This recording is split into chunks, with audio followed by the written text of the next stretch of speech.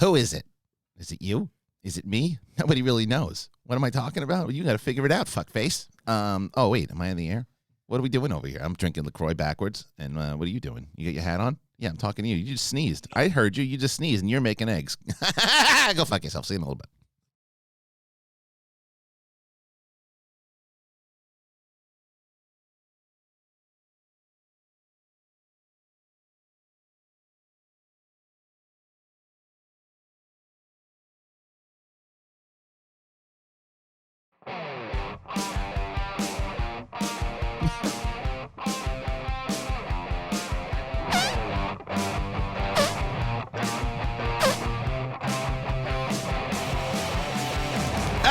Sauce and hand grenades. What's up, everybody? Nice to see everybody back on here. Ooh, I can't see any of you except the people in this room, and those people are Mr. Ben Goddard. There he is. Look at that hair. That's my father-in-law. That's not you. That's you. My father-in-law calls them the millennials here.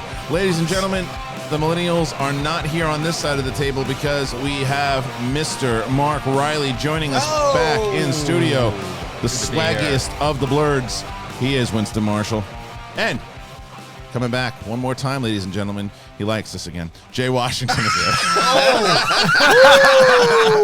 Let me tell you something. I was promised Skittles. That's true. Okay, Marshawn. I'm only here so I won't get fined. It's so good. But this guy, by the way, what a smile he has on his face all of a sudden. If you missed Thursday's show, or whenever it was Tuesday's show, Bonnie was getting frisky with the Harloff dolls. So that wasn't a smile before, but it is now. For the first time ever, not first time ever, but my mother had actually sent me an email that she was normally she'll tell you to fix the pictures and she'll give us notes on the show. But the other day she sent a full email. Oh, she was not happy. Oh no! Jesus. Good. She was not happy. She was very respectfully in the way that she had sent it. But she doesn't have to be respectful. She's my mother. But she sent it in, and I got to read it to you because I read it to you in her voice, and it's absolutely incredible. And she's not wrong. She's actually pretty right. But I got to read it. Hold on, it's really good. Go ahead, Winston. What are you gonna say? No, I'm just concerned if she was like worried about the doll fellatio. No, that didn't do it. She didn't care about that. All right, here we go. Oh, she's got a dog. She didn't worry about that. Okay, so Kristian, I this is early for you, but I gotta get this off my chest. Oh boy. I rarely, or at least try very hard to keep criticism at a minimum when it comes to the content of this show. And I think yesterday the comment and topic from the fans regarding Betty White was just too much. Oh, so if you didn't know, somebody asked if you about it just came into eating Betty White's asshole. Okay. and we decided you're going to be getting an email from me now. I didn't write it. And good Lord. And she said, "Look, I love the work, but things like that, things like that, it can get out of hand and it can make the show look bad. I'm sorry if it offends you. I'm sorry. Eat Betty White's asshole is what makes the show look bad. The dog got some hand. Yeah, that's true. And there are lines drawn, and it's usually over Betty White's ass. There's a lot of lines. Yeah, that is a line that should be drawn. Lines, wrinkles, veins. I responded with 4 words to my mother. That's the show? No. You're not show mom? Absolutely not. The words were, "No problem, I understand." See, that's that shit you said when you were about to get an ass. Yeah. You were just like, "No problem, I understand." 10-year-old Kristian come out there and go, "Yes, mom, sorry about that." Yeah, no, I understand. So there will be no more of the great Betty White in that capacity anyway. So what Betty White can get it gonna do? First of all, I'm assuming Betty White can get it was the one that brought up eating it. No, it was not. No. Who said Betty White can get it? That's one of the people that's in the chat all the time. On streamlabs.com/the Schmoedown, there is an account that is Betty White can get it is the name of the not Betty White. No, is it Betty White can get it or is it B. Arthur? Okay. B. Arthur can get it. B. Arthur can get it. That's right. Yeah, Betty White was new to the scene the other day. First of all, I'd like to say, who is trying to give the rod to 98-year-old Betty White? I understand that. Well, Roxy made the point of we should all be so lucky. I mean, that's true. Yeah, it's Betty White. The question was yeah, but my thing is, I know me. I'm gonna go for the gusto and try to blow Betty White's back out, which ain't much. Now we get. Did you hear, Mom? I'm sorry. Okay. Sorry. Yeah, we had to laugh. Be respectful, for God's sakes. So yeah, so be a gentle lover to Betty White. Real talk though. Betty White surviving that long and being that vibrant, nah, she would destroy you. She probably would. You see what she's doing in these movies? She's doing cartwheels and stuff. Destroy people. She probably would just hit that thank you for being a friend on you, boy. Bro, that's why she's so young at heart right now, because she be blowing out young men. They be like, I got a little old Betty White. She like, come on, motherfucker. She got a little 37-year-old named Bryce in the basement. That's how she stays vibrant and young. She's taking Bryce is like, I just want to go home. How much did you bench? 350. Now get over here, you young fucker. Anyway, we're back on track here. Thanks, everybody. Yesterday we didn't have a show because we aired the awards. A shout out to our great editor, Aaron Wilhelm, who not only did he do the awards and the draft, also on the channel. It aired 7:30 this morning. The draft, which everybody was looking forward to. A lot of people were watching it live, which I was very excited about. And after you watch this show today, or listen to this show, and you didn't get a chance to check it out, you should, because a little later on at 12:30, Mark Reilly's going to be back again, and he's going to be with John Roca, Bibiani, and the Kid, and they're going to be going over the full draft. And there's a new main event for Brooklyn. If you didn't know that, if you didn't watch the awards, Mara Kanopik is not able to compete. I will let you, if you want to watch why, you should look at her announcement before the awards. In respect to Mara, she asked that she wanted to be the one to tell the fans exactly why and what's going on with her. So you should check that message out. And she will. Her and Smets will be playing hopefully in the next month or two, but Brooklyn will not happen. In her place will be William Bibiani versus Dan Murrell versus the Kid in a triple threat match. Why the Kid? Because Bibiani gave the #1 contender shot that he earned at the free-for-all to his partner, the Kid. Wow. Triple threat. Winner plays Ben Bateman in Atlanta for the title. So great main event here in Brooklyn. So you guys will break that down, all of that. And so, yeah. And we have other stuff that we're going to talk about. We should get right off the bat here. I think I'm the only one who saw Bad Boys for Life, right? Unfortunately, it's, I you really know, want to. It's really sad. It's really sad that you're the only one that saw it in this room. It's true. And I have glasses on. You're not wrong. Actually, maybe you fit the demographic better, since the whole premise is all like, we're grown men now. We can't be bad boys. We got to be good men. I'm hip, motherfucker. Honestly, I'm hip. Well, there goes the second line. I'm hip, motherfucker. I'm up to it. I watch Betty White films. And that Betty White. I am. Jay, hold this, will you? all I know is that I am so hopeful that there's another Reggie scene. I don't know if you remember the Reggie scene. Oh my God. Who is this Reggie? Who is it? Who the fuck is Reggie? Reggie, come on, these little Thundercats come to take my daughter. Oh, right. That's from the second one? Yes, it is. Because, see, I had seen both of them, but I'm not like Makuga, who knew every single bit, seen it a million times. Look, I'm not Josh Makuga. Let me tell you something. I stayed and had to hold my pee while watching Bad Boys 2 because I didn't know it was going to be so long in the theaters. Is it really long? Hell yeah. It's like 2.5. Bad Boys 2 is long. Find out a time run on that. It's a long It's run. over 2. Yeah, Bad Boys 2 is long. This one felt long too, but I'll tell you this: there's the full review of Bad Boys 2. You can throw the camera on me here so I can give this 227. Piece this out. See, 2.5. Yeah. 227 for Bad Boys 2. All right, here's the review of Bad Boys for Life. This is the brand new movie, the sequel that comes out, or the third movie in the franchise that comes out years later after the second one. I think the second one might have been in, 2000 and maybe even not, was it 90? I don't know when the hell it was. 03. 03, so a long time ago. They finally got it, and now this trailer comes out, and the second that I think is, why is this movie coming out in January? They must have serious problems. No one's going to care. Well, I think a lot of people were mistaken, because this movie is fun. It is a blast, and I was skeptical going into it. I just wanted to root for it because Will Smith and Martin Lawrence worked very well together. Well, they continue to work well together. It takes place years later. They're still trying to hold. Well, at least Will Smith is trying to hold on to the glory Martin Lawrence wants out. Things go down, and it is pretty much, is it cliched? Absolutely. Is it something that you've seen a million times? Absolutely. Did I care about any of that? No, because I had so much fun watching it. It was just a lot of fun. There's a lot of things that happen. You go, okay, I could probably see that coming a mile away. Who cares? I felt like I was back in the 90s watching a movie in a good way, not in the Venom way, in a way where it's like, it took everything that you loved about the original movies and it carried on to it, but it also made it modern because there's new things. There's a storyline that happens and you're like, oh, really? All right, let's go with that. But it's not one of those things that you're watching and going, oh, why are they going down that route? It's literally like, okay, who cares? And what they did really, really well, and they show this in the trailer where they have this like new team that they're working with. And so what I think a lot of movies do very poorly is they set up these teams, and then you're like, well, care about these teams. You're like, I don't know anything about this team. Why do you want me to care about them? I care about the main people. Not in this movie. You care about all these people. They set it up really, really well. By the time that it's like you're supposed to care, you care. And I am not going to remember her name, but and I should, because there are a couple different women in this movie that kick ass. But the cop that is kind of like the Will Smith love interest, but she runs the new team. Yeah. Might be the sexiest woman I've ever seen in my life. Wow. And an incredible actress, and really, really good. A great action star that we can find here, too, that we haven't seen before. She kicks ass. She's awesome. She's incredible to watch, just in general, because she's stunning, but she's also a great actress. And then once again, Joey Pants is awesome. The whole crew. I love this movie. I really did. I loved it. I thought it was a great action movie. And yeah, there's some silly things, but I'm going to go pretty big. I go like 3.9 out of 5 schmoes overall. Nice. It's a great return to form. And like I said, you're not going to get an Oscar out of this thing, but you're going to have fun. You're going to shovel popcorn in your face, and there it is. What's her name? What's her name? Rita? Yes, in the movie? that is right. Word. I Paulo mean, Nunez. Listen, Paulo Nunez, she is. Jay, you're going to lose your mind. That's impressive because there are 3 active vampires that I know that live in this world: Pharrell, Angela Bassett, and Gabrielle Union. So if you're telling me that you forgetting Smokey Robinson.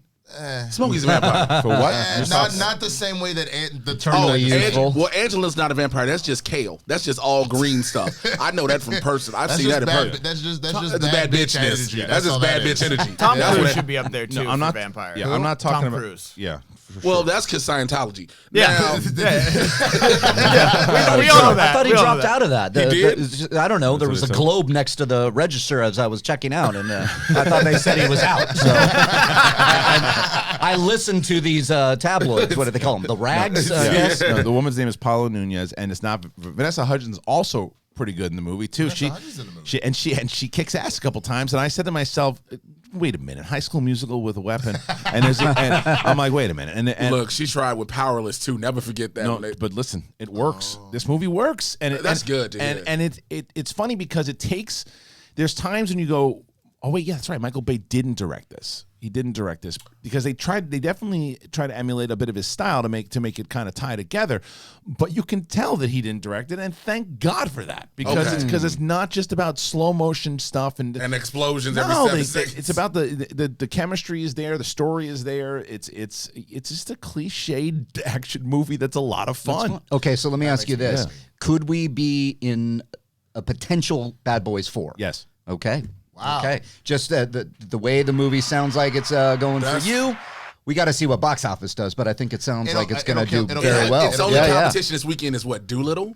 Yeah. And I hear that's 2.0 Cats. But here's the thing: Doolittle, and this movie come out at the same time, and this is the circumstance of when public opinion is going to help, and word of mouth will help, because if they would, let's say this movie would have gotten, and I don't know what maybe check the Rotten Tomatoes score. Bad it's Boys. fresh. I know. I just saw it's fresh. Let's see what I that saw is. it's fresh at like 90-something. Okay, it was at 88 this morning. Okay, so it went to 88. So if that movie comes out and it's at 30, right? The hardcore Makugas of the world and people who want to see it, they're going to see it. But when you start getting people like me who are just kind of casual about it, and then hear, no, dude, it's fun, it's awesome. It's like it was a throwback action movie that I just haven't seen that kind of action movie in a while. Well, I remember when Winston, we were talking about this off air. Winston and I did the trailer reaction for it, which you can check on my channel. But no, we watched it and we were looking, and we were into it at first, but then we were kind of hesitant. Yeah, I get it. Me too. Because you see Martin, you're like, Martin looks slower, and then you find out the health issues, and you're like, I'm not sure how I feel about this. And they play into that in the movie though too. Okay, like it's like he's not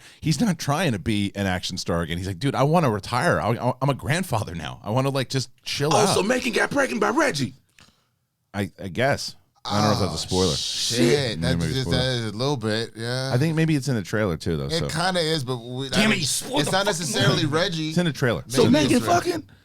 Or it could be James. It could be James, the one with Remember, years from now. Dude, it's 2003 was the last movie. She was 15 in the years last later. movie. Oh, yeah, it is. She's a She's mama in now. her 30s. She's a grown grown-ass woman, bro. Yeah. She's 34. 75% on Rotten Tomatoes.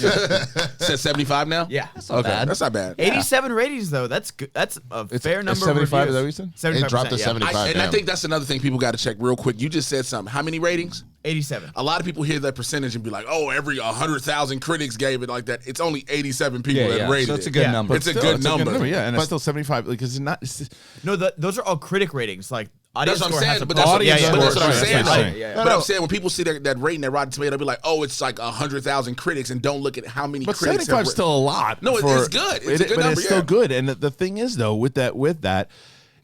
If you're reviewing this movie as like again to quote like Scorsese as like cinema, then what are you doing?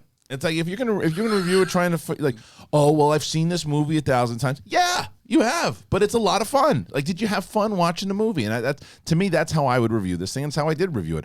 I went into it going, okay, I don't know if we need another one of these, and I left by going, I can't wait to see the fourth one.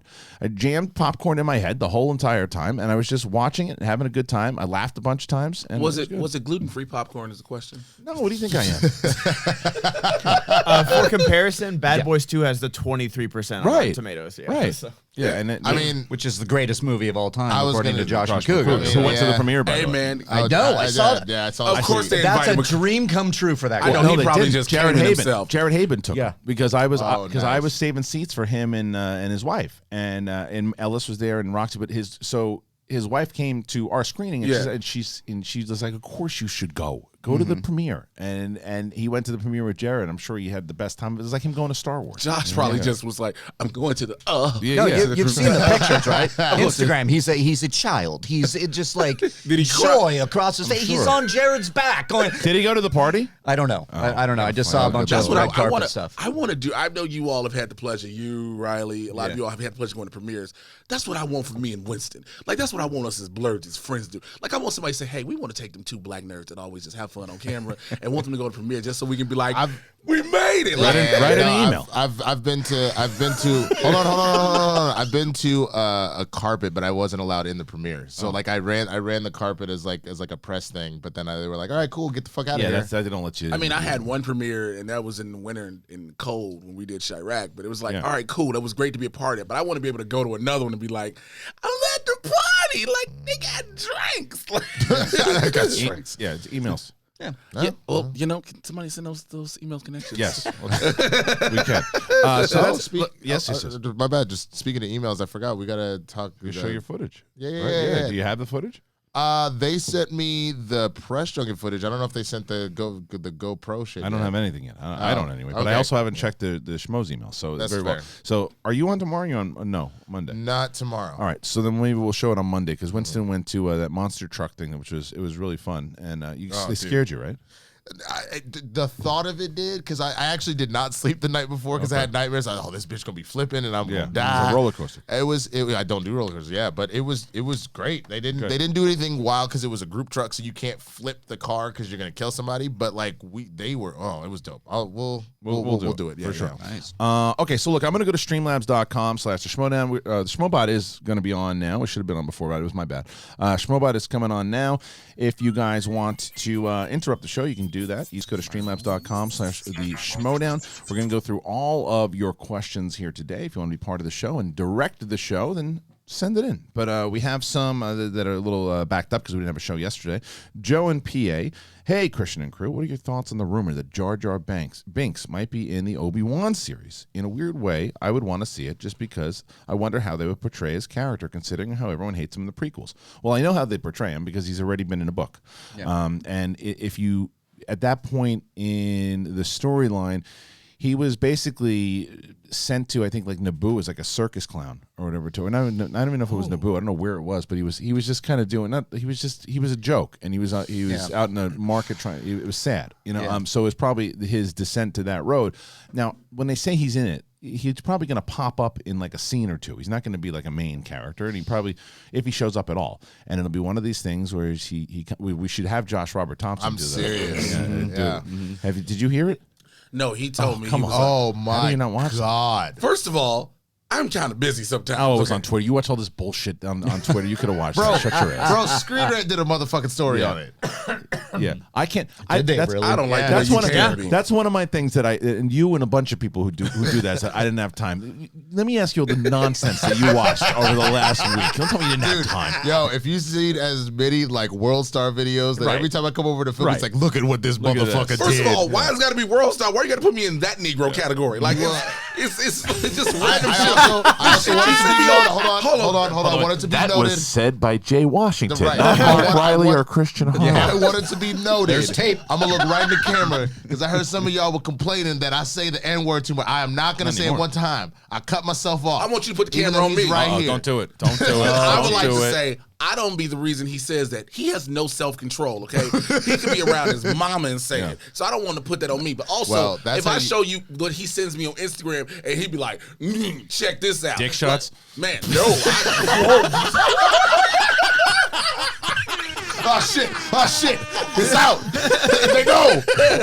No, real talk though. What's really funny about this is that speaking of the N-word, my mom, my mom is pissed off because she refuses to say it. But if she's like, "Yo, I'm gonna kill that," I'm like, "Oh, she knows. my mama mad." Hey, his mama can get mad. And you be like, timestamp. Speaking of the N-word.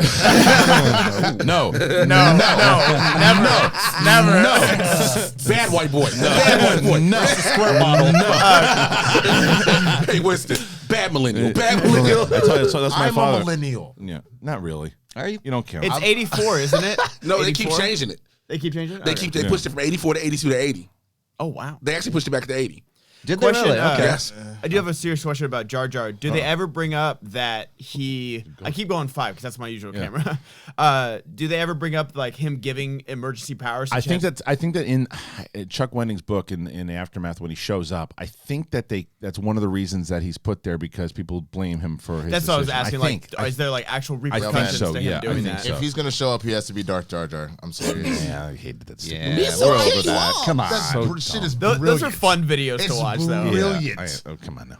All right, so yeah, They're fine. You don't want a drunken master in Star Wars? No. Josh 97 HD. Hey guys, what Star Wars movie would you want next? Hey, Kristian, remember you said you didn't want to talk Sar Wars? I said I wasn't going to do a show. Oh, I said that's I wasn't what it going to do a okay. full show. I said gotcha. I have no problem answering questions about it on the show. I said doing a full on dedicated show to about it. That makes full sense. like full on spoiler reviews and things like that's just not what I want to do. But questions that fans have Makes sense. Yeah, absolutely. Josh 97 HD. Hey guys, which Star Wars movie would you want next? Personally, I like the idea of the Bane timeline with the younger Yoda around. I feel like this would be a good movie for Disney as people can recognize Yoda, but also Disney can create something new. I've been pretty clear on it. I would much rather an Old Republic or Bane TV show, much more than a movie. If they're gonna, I like this idea of the High Republic stuff as a series of movies because what it allows you to do, and you don't stay married to 3 movies, that you could do 6 movies, 10 movies, depending on what people gravitate towards. So set up that timeline, set up that's where these movies are going to take place, because if you do it successfully enough, you can also branch out and make a TV series out of some of the stuff that happens inside of the High Republic. So I like the idea of doing this because you're not married to one particular storyline. Now, when you start saying we're going to do the Bane trilogy and the Bane this, that's when I go, you're jamming in all this stuff. And the fact that from what I hear, Kathleen Kennedy, she doesn't want to do the books and go through the books and go through stories and things. It's like, that's so ridiculous. It makes no sense to me. You have all that great material with Drew Karpyshyn that you can turn into series of television. But hey, She's so focused. But see, Kathleen Kennedy's focus is TV, film. Yeah. And that's it. She doesn't, I don't think she But you have gets- the books, turn it into TV I and just film. I don't think she understands that there are other sources of canon. No, she can go to. She has said it. We don't have books and comics. We don't have that. Yes, you do. You have tons of it. You have tons of it. It makes no sense. Yeah. Yeah. It's like if Kevin Feige was like, what do you mean there were like graphic novels or Right. something? You're like, Right. somebody stop this man. Please stop this. So, Kristian, let me clarify because I haven't really talked about this with you. Are you talking with the High Republic stuff and that Yoda that report? I think he was making Star Wars. Yeah. Bane is around. Is that what they're hinting at, or is the Rule of Two? The Rule of Two is Because I heard around. Rule of Two was put into The effect. Rule of Two. Right? So the question is, so we have some Sith hiding in the shadows. Maybe. Yes, I still. which is cool. Which you I like that. You could have Yeah. the Sith. The Jedi are a big thing. Yes. So you would have a couple of Sith hidden and figure out who exactly the Sith are. I like that idea. I still am bummed because I always thought we were going to be able to see that Sith war versus the Jedi, because the Sith at one point there were thousands of them, and they're and running around with lightsabers. And you look at that old school Old Republic trailer that they had for the video game, and you had that the darkness and all the red sabers coming. They invaded Coruscant and all that. I think we'll get that sooner or later. I think we're going to get that sooner or later. We have to. They put some Old Republic. They put Knights of the Old Republic in. At least the report said is in development. We haven't heard shit. But for new leadership. yeah. It is time for new. Can you imagine getting a prank call with that voice? Just like That's right. That's my Sunday night. What are you talking about? He calls me. Hello there. Yes, finally you have made the correct decision. have you paid off your student loan? God damn it! God damn it! I was just about to do that. This, Mr. J. Washington, did you say what I think you did about Betty White? Do not talk about her asshole ever again. Do you understand the anus of white Betty is sacred? Jesus Christ! All right. The shark has been jumped. That's right. Thank you. All right. That you're going into like one of his advisors. The Emperor is not available. May I take a message? I am his brother Sal. All right, moving on. Okay, so the next one. Man. Aussie Moosty. Morning, guys. Just wanted to thank Brett for his review of Dracula. I was actually quite impressed by it, and I'm looking forward to having him review down the line. Anyhow, just curious as what everyone else thought of the whole Ezra Flash situation. Okay, look, so that's a good transition, because I have seen not a frame of any. Are you shocked by that? Wait, I like the face Kristian just gave Winston. Like, are you really shocked? I mean, come on. I haven't seen anything. That's why. But the fact, I don't know if you've seen it, Riley, but I know Jay and Winston definitely have. Same with you, man. So the same way that I reviewed, we get it. The same way. I said 3 words, Kristian. I know. That was too much for you? Way too much. So it's the same that we reviewed Bad Boys. Yeah. I would love for you guys to review what's happening so far, and please transition into the Ezra Miller stuff. Oh, it's over now. It's over. Thank you. Good. I can binge. I mean, that's it. Yeah, basically so Crisis on Infinite Earths is this gigantic series that they have done, started up by Marv Wolfman in the DC Comics. It is the culmination, like we just had with the Infinity Crisis, basically the Avengers Endgame. And so what it is all of the worlds, the multiverse ends, and everything becomes one world. Eventually, it will spread back into multiple universes. So basically, it took 5 of the 6 shows on the Arrowverse, minus Black Lightning, because that never wanted to join it, and they put all the heroes together and they stretched it out. Now, Ezra Miller, they had this cameo where Ezra Miller's Flash appears to Grant Gustin's Flash. Hey, Mr. Chairman, great awards show and draft. Wow. Can't wait for the new era. Love the Mad Titan and Swaggy. The Horseman needs to chime in more. The Horseman? Us Long Islanders can't wait for Sailor next Friday. The Horseman. On sale. Peace out, mother effs. We'll get to the Horseman in just a little bit. It's not your day, right, Ron? I bring to my office the Horseman. Horseman. Yeah, I'll chime in when you put it right. I think he did, but I just think that. No, I think. Oh my God! As per usual, the Schmoebot doesn't have a handle on the English language. It's okay. Have you heard of the Horseman? The Horseman. Is it Horseman? The Horseman. Well, she earned her nickname. Well, that's another one of Kristian's mother's emails. I know, that's true. So, but basically, they had Grant Gustin runs to the Speed Force. He ends up in the Cortex and Star Labs, and he sees Ezra Miller as the Flash. And everybody lost their mind because, again, this is the theatrical version meeting the television version. Yeah. And so the crazy part was, I was honored to be one of like 25 to 30 people only outside of the people who filmed it who knew this was happening. Mark Guggenheim had us at his house to see Crisis on Infinite Earths episode 3. And I remember going out to the food truck he had when I came back in with my chicken shawarma, because chicken shawarma is fucking amazing. All right. I walked in the house with my plate, and I'm looking at everybody look at the TV, and I look up and I see Grant and Ezra, and my mouth just drops, and I'm like looking at everybody like, do y'all see the same shit that I see? Like, am I hallucinating?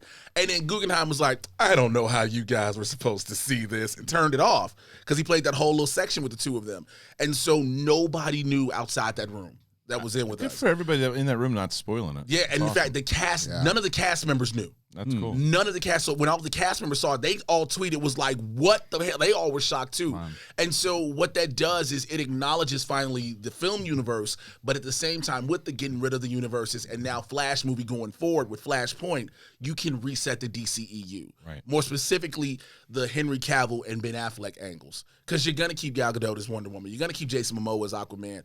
For sure, you're keeping Ezra Miller as the Flash, and now he also opens bringing up. I told Victor there was a multiverse. You potentially can keep Ray Fisher as Victor Stone, aka Cyborg. So you do a lot, and it plays a lot. A lot of people were like, "Oh, this doesn't mean anything." It does. Yeah. What'd you think, Winston? Did you like it? Yeah, no, I thought that they did a really good job. The Arrowverse has always been pretty consistent as far as what they've done. So I thought that this was the best crossover that they've done so far. They found a really nice way to send off Stephen Amell as Arrow. Because, you know, the show is coming to an end, so they kind of addressed that there's a couple episodes left of Arrow. I won't spoil what happens to him, but they found a way to essentially get ready to wrap his storyline up, which is pretty cool. But this is something we really haven't seen before, to see this many shows, because you're pulling from Smallville and Lois and Clark and Batman 66. Batman 66. You're pulling from the Batman the Animated Series. Wait, Batman 66, the series, the series? They had Bird Ward in it as a Get cameo. out of here, really? Yes. Yeah.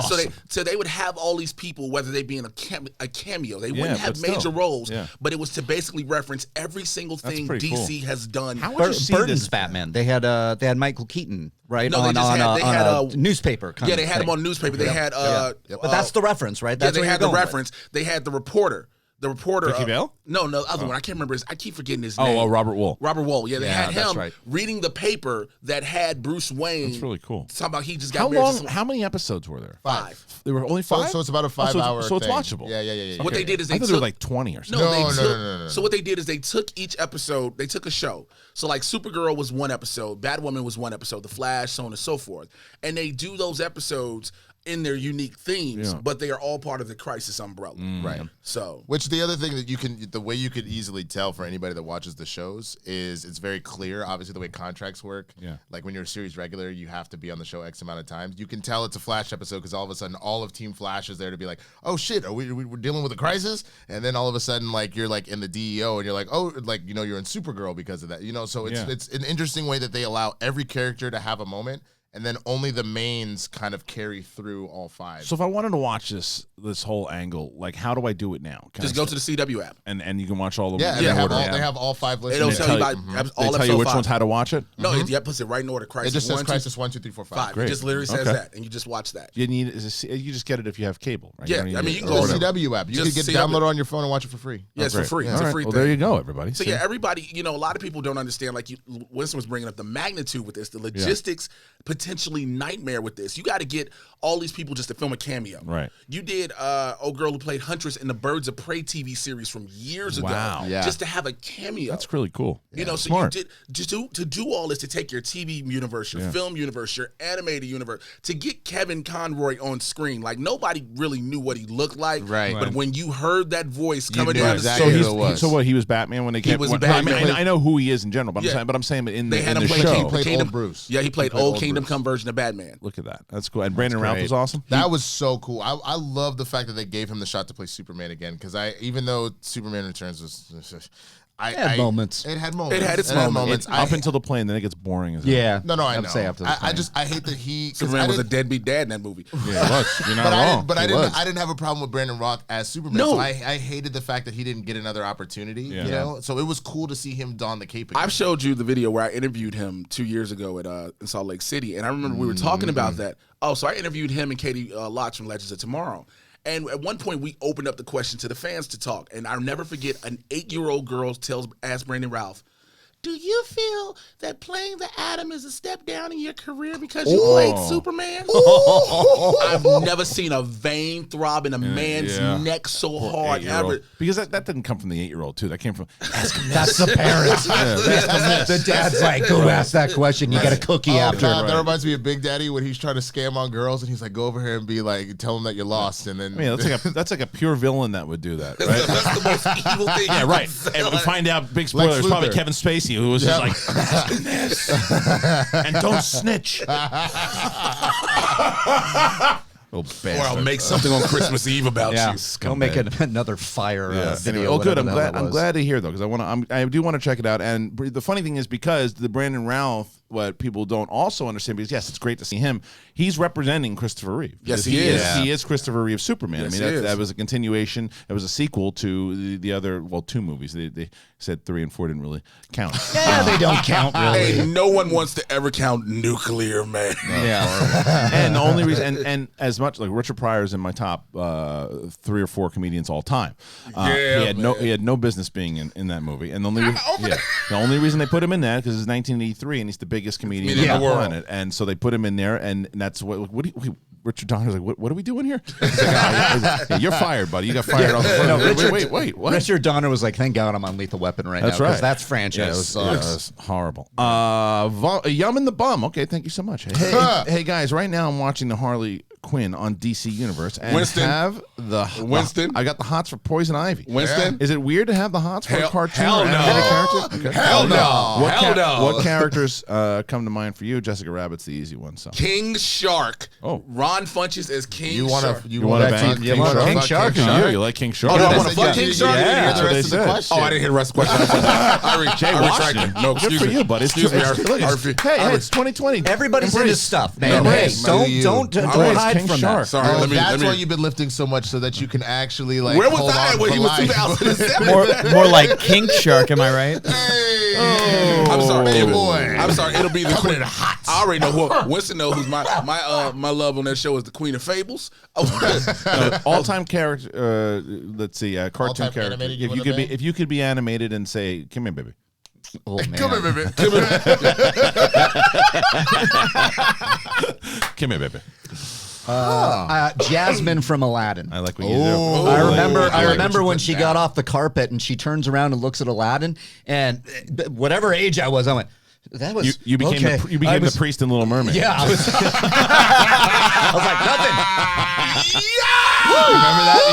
Do you remember that? Yeah. When that thing was going around, and then underwater there was a dildo on the castle. Yeah, I remember. You saw that. Yeah. So Lola Bunny. I just got bro. another email from my mother. Lola Bunny. Lola would get Bunny it from again. Space Jam. Oh, Jessica man. Rabbit would get this work. That's what I said. Yeah, Jessica Rabbit is get the this obvious work. one. Yeah, she was there to do exactly what she did. Kathleen Turner was the voice of. Yes, she Jessica was. Rabbit. Good for her. Melissa Ford, who was a model at one point, called herself Jessica Rabbit, and now she drives a Honda Accord. All right. That's a rap reference. Thank you so much. King Nirvana 24. Have you seen the finalist for the 2020? Hold on. Rock and Roll Hall of Fame. The list: 9 Inch Nails, Depeche Mode, Whitney Houston, the Notorious B.I.G., T-Rex, the Doobie Brothers. The snubs are Soundgarden, Judas Priest, Motorhead, Kraftwerk, Thin Lizzy, and the Dave Matthews Band. Interesting. I did not see the finalists. I'm surprised Motorhead and the Doobie Boys are not in. Those are Dave Matthews, man. Dave Matthews is great. That's I another love one it. too. But it's like it's certain ones that you're like, when Lemmy died from Motorhead, you're like, oh, that's a shoe in to go in for that one. Yeah. You know, you're like, Motorhead's gonna go, and then you're like, the Doobie Brothers are not in the Hall of Fame. Yeah, I know. Well, I mean, that's what is it? How many years? I don't know. don't. I don't Like pretend to know. 4 or 5. That's the only analysis. I would like to retract Lola Bunny and say Elastigirl from The Incredibles. From The Incredibles. Yo, Elastigirl. Ass. Yo, let me tell you something. She got them. they call Now her I know thick, why you right? like Kate Mulligan, because Kate Mulligan Kate Mulligan does got them childbearing hips. Like, Oh, I wasn't talking about that. I was talking about her voice, but hey, why not? She does Elastigirl. She does Elastigirl's voice, but hey, you do you. Yeah. Well, that's why it was so embarrassing myself in front of Holly Hunter. I interviewed her once, and I just did not know any movie of hers other than The Incredibles. Oh, I remember you. You didn't know about Twister. You were like, Raising was Arizona, man. You were like, you was just amazing. In the firm. You she like was she in just, the firm. Yeah, Where so you the can fuck tell. were y'all 4 years ago? You can tell how firm she was. Yeah. Like, Whoa, hello. Hello. Hello. You just said it. Kate Mulligan has childbearing hips. You have shown your cards. Yes. We have tape. We have tape. it is. Can we delete the footage? No. Been about to timestamp this one. Of course it is. Kate Mulligan has childbearing hips. That's There we go. apparently this time. All right, cool. Fantastic beefs. Me in 2019. When the hell did Palpatine have sex? Me in 2020. Thinking about my kids cheering and crying coming out of The Rise of Skywalker reminded me why I love Star Wars. Thanks for leading the charge, Kristian. Yeah, man. Listen, this is exactly what I said. When I took my daughter to see it, she just loved it to pieces, man. She loved it, and that helped me also say, like, I don't. Look at people complaining and screaming and yelling, say, well, it negated The Last Jedi, and it did it. I don't care what you think. My daughter is laughing her ass off and having such a great time and so excited to see. But what is your daughter though, Kristian? Right. But that was the whole thing, and I even said to her the other day, and this is one of the reasons I was so glad with the stance that I took about just talking really about these movies with her. I said to her, if you could only have The Mandalorian or Episode 9, what would you take? She's like, oh, come on, Dad, don't ask me that. Damn. And she was just like, both. I'm like, you can't take both. Can't take both. She's like, I'm not choosing. She's awake all night going, God, what? Right. She was like, well, in episode 6 of The Mandalorian, Jesus. Yeah. So it was. That's great. It was great. It was great to see. Salmon. Yeah, go ahead. I was just gonna say the Emperor clearly had sex at some point, dude. What He's tyrant the does Emperor. it? That's what I'm saying. He's the motherfucking Yo, Emperor. people will- and this is terrible, but if you're not about the Emperor, guess who lightnings you to death? Right. You know what I'm saying? Where's Vader? People busting it down for the Empire, like, yo, they Right. was getting it in. Yeah. Like, man, look. He said Where's Vader? he's on a mission. Where is my other assistants? They're out getting you lunch. Yeah, bring in the Twi'lek. It's like he's bored out of his mind. You know what I mean? Where's the Emperor? I'm busy right now. Right. Yeah, right. It's all starting to type of Jay lightning and bolt. Winston are right. Elastigirl got that cake when she's checking herself out in the mirror. Dude, when her foot gets caught in the door, you can and see she that- then her ass that gets shit caught, right. and you're like, Oh. Yeah. I know I was watching The Incredibles 2, and I was like, there's too many mommy bloggers in here. Too many mommy bloggers. excited.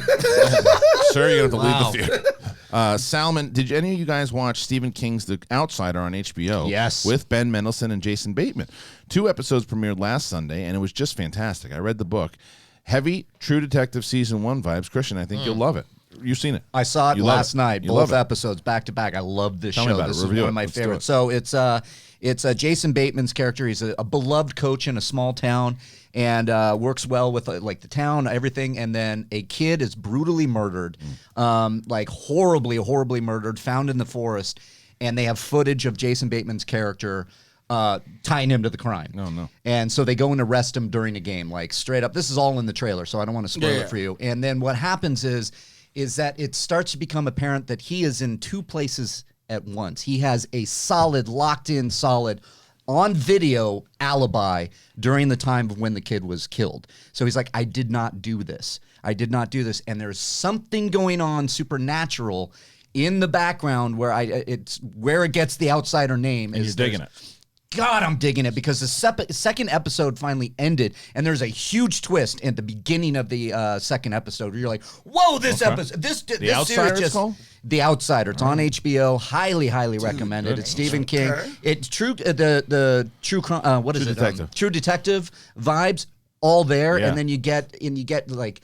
I want to say some Stranger Things vibes. You're getting some, serial killer vibes. You're getting some. It's fantastic. I'm just really impressed that like it does happen, but for the most part, HBO really doesn't do much wrong. Like I'm honestly, telling you, man. They've been on a hot streak with their shows. Yeah. They found a formula, and I don't even know if you want to say a formula, but they figured out this is what works. This is how we'll do it. You had, like you said, True Detective. You had True Blood. True Blood wasn't theirs, was it? Yeah, it was. True Blood Blood was was theirs. theirs. You know, you got Watchmen now. You got Watchmen. Outside. Yeah. Girls and Girls. Dream On Brothers. Succession. Even Euphoria right now. Euphoria, Dream On. even Game of Thrones. Dream you know, On. no matter how we Dream feel, On. no matter how we Dream feel On about was Game good. of Thrones season 8, Game of Thrones is part of that as well. Totally is. They found this formula that works for their TV shows, and it's like you Well, just look. They set the bar as far as theatrical television for sure. Yes, I mean, you look at Sopranos and everything that they did with The Wire. Yeah, man, The Wire is probably my second favorite show all Because time. every It used to white be person one. just caught up to it like 6 years ago. Well, I was before that, so fuck off. I watched. No, because remember, all of a sudden, it Totally, just recently absolutely. became this whole Yes, bit. but that's the beauty of streaming in general. Everybody was But like, The Wire, Yeah, yo, yeah. straight. I didn't know Idris Elba was a thug. 2007 is when I watched the Wire. Yeah. And I watched The Wire. I watched I watched all 5 seasons. I watched all 5 seasons in 2 weeks because I was temping at Tried Warner getting Brothers. into the Friday the 13th series after Reilly started his Camp Blood show, so I watched the first 3. Friday next Friday and Friday after next. Can Reilly explain what happened in the next 9 movies that all the black people die? Yes, Riley, go ahead. Hey, Winston, look, Winston.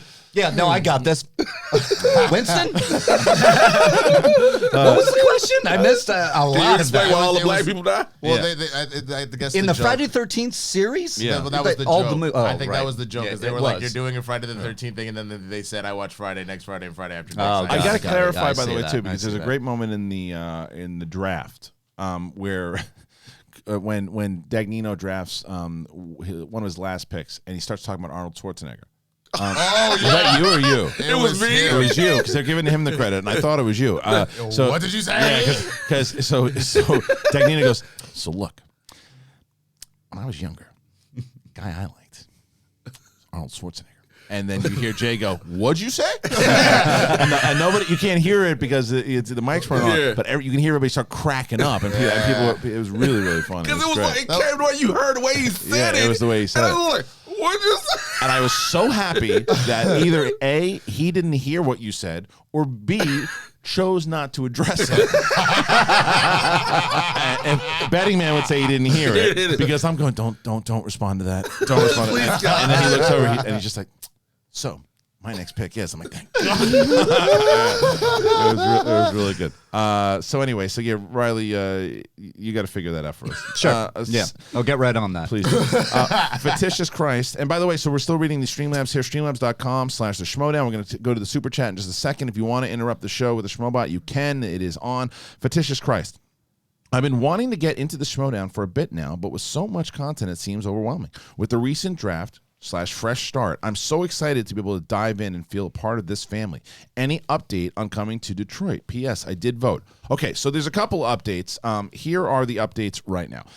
First of all, you're not wrong. The draft is getting a lot of new people into it. And if you've ever been on the fence about trying to start Schmoedown, you didn't know, I would highly, highly suggest watching the draft today because you'll learn all the managers, you'll learn the teams of who you're going to root for. You can choose a team that you decide that you want to support this year. It could be 1, it could be 9.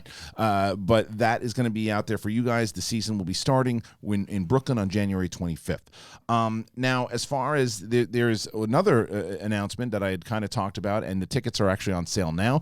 SEN Live will be doing a show in New York at the New York Comedy Club. It'll be myself and Kate Mulligan with special guests. RB3 will also be there. You can get tickets if let me get the actual fictitious things here, where Mark Ellis just sent me this text. There's a discount also. And here is... So SEN Live at the New York Comedy Club, it's confirmed. It is 5 o'clock, Friday the 24th. The tickets are going to be on sale a little later today. Now, if you already bought tickets to Mark Ellis's comedy show, and it's almost sold out, you'll get emailed a promo code for half off of SEN Live.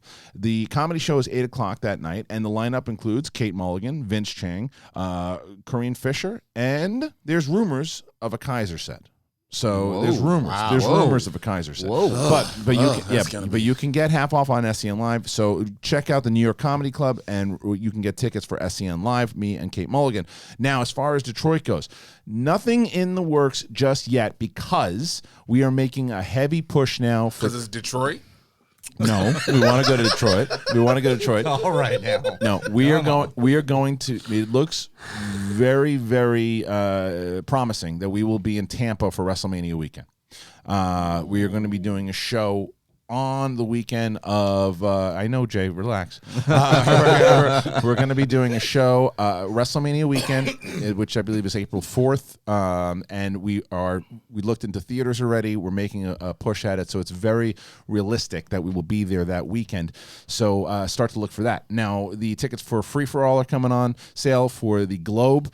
Those will be on sale very, very soon. Just kind of going through a couple little things. February 29th is Atlanta. That's already on sale. Now, Ben Bateman is in the main event. He'll be playing either the Kid, the Beast, or his faction mate, Dan Murrell, for the championship in Atlanta. So get your tickets there. And finally, the Brooklyn event. Come on, sell this thing out, guys. We got a week away, and we're going to be in New York. It is the Schmoedownlive.com. Come see us. Bibiani versus the Kid versus Murrell, and Andrew Guy versus Burnett. I mean, it's a hell of a card. Come see it. Okay. Before we get into anything real quick, I know you have an anti-phone policy, but I wanted to make sure I got the kid's name right. I just wanted to give a shout out to Manny Rivera. I know he just, one of our Schmoedown community just lost his dad. Oh, yeah, I saw that in the Facebook group. Yeah, I'm glad that you brought that up. He was just talking about how SEN Live really helps him along. So I just wanted to give a shout out to you, Manny. You know, you have us all We here. got you, man. Yeah. So if you need anything, you know we're here. Thank you. Well said, Winston. Thank you, Manny. I'm glad that we can bring a smile to your face, my man. So keep your head up. All right, I am going to move on over to Schmoedownlive.com. What's wrong? Nothing. I'm like, you looking at me. You guys just have that thing. You really already you remind me. They remind me of Ellis and myself too. Yeah. They have that old married couple. Just thing. gonna say, man. You should have seen him at the draft bickering and stuff. Yeah. It was so This adorable. motherfucker tried to cuss me out and walk Okay, up hold on. Let him talk first, and then you can retort. Go ahead. What happened to the draft? Look, all I know is that he was like, you should do this, you should do that, and I'm like, I kind of have a plan for the first 4, and after that is where I'm in trouble. And he was like, don't invite me here if you don't want to take my motherfucking advice, and storms off. You called me. Hey, look. First of all, I was exhausted. Okay, I had put in work on a set for a national commercial you all will see during the Super Bowl, and then Yeah, I was. hold on. I was busy too. I didn't yell at anyone. And then I had to. Then I worked my Bus J. real quick, right? And so then Winston was like, man, look. I was like, do you really need me to come? He's like, I really appreciate it because I have no idea what I'm doing. I'll show you the text message later. I believe you. So I show up. Winston, look, this is who you should get first. Well, I want to do this. I was like, Winston, trying to build these points and all this. Well, I want to try to screw this one person. Fuck that person. Win. Like, okay. And so the person I told him to get got drafted. Okay, so do that. He does. And other moves. And then people come along. I'm like, Winston, I am your advisor, your consultant. You look at me. And then he was like, well, I got to listen. I was like, well, don't invite me to this motherfucker. You don't need me. Look, man. And then he tell. So then we go to salary. Excuse me, Winston. So Hold on, Luke, let him respond. Let him okay, respond. please. This is why your ass can't be vegan-ish. You need to eat some motherfucking meat because you Not at that place that the- you clearly I know you clearly had the vegetable anger in you. That's what that shit was. Why you think white women always calling the cops on us? Because they ain't had no goddamn protein that's actual protein in a long So time. you tell me I get called on because the bitch just had Because you kale? just had some goddamn cauliflower and kale. That's why your ass was so angry. Like, bitch, you can't go chicken breast. Calm down.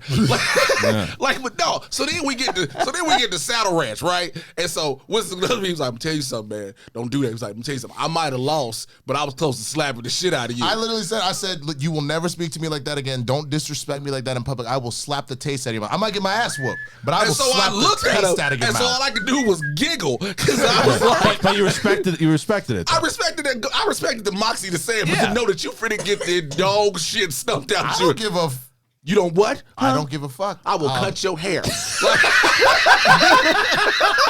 The fuck you will.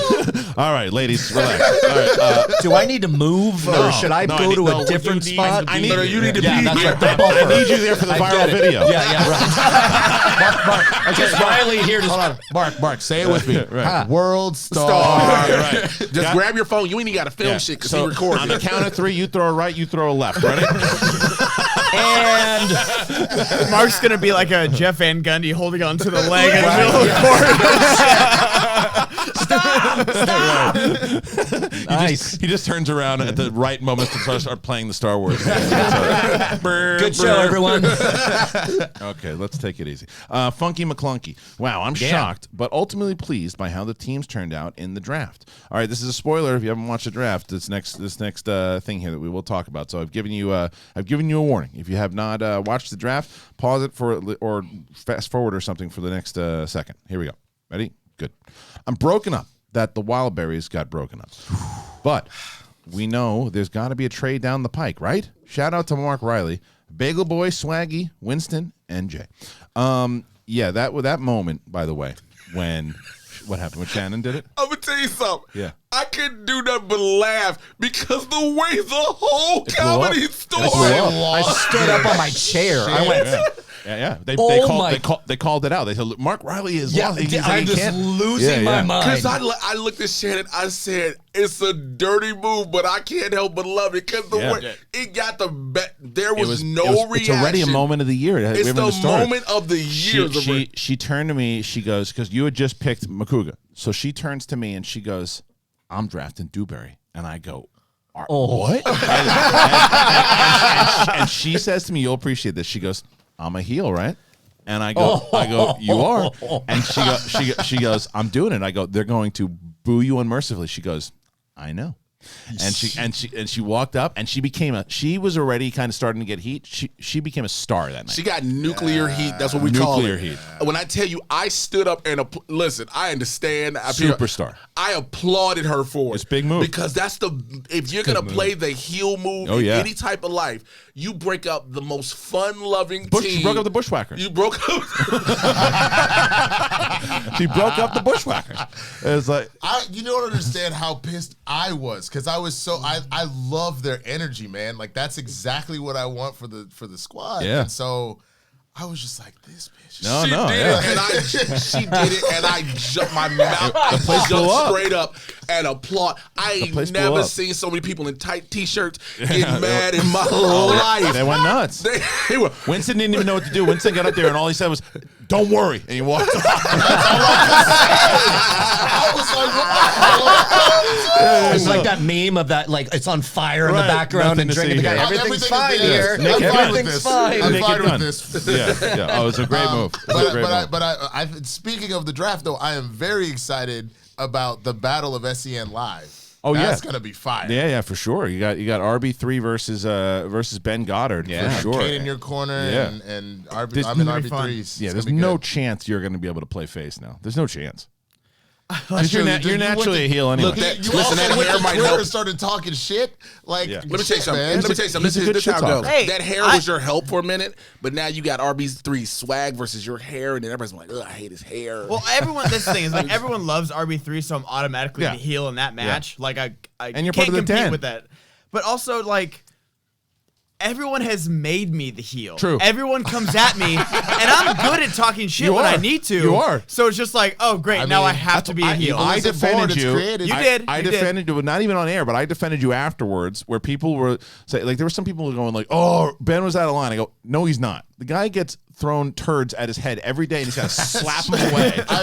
But that's the first part of it. The second, turds at his head though. they're firing turds at him, and he's You're not gonna go past this line like turds. He says these little turds they keep throwing at him, and he's swatting them away. It's not even big piles of shit. Like it's John little Boyega. turds. Yeah. He's just swatting. Exactly.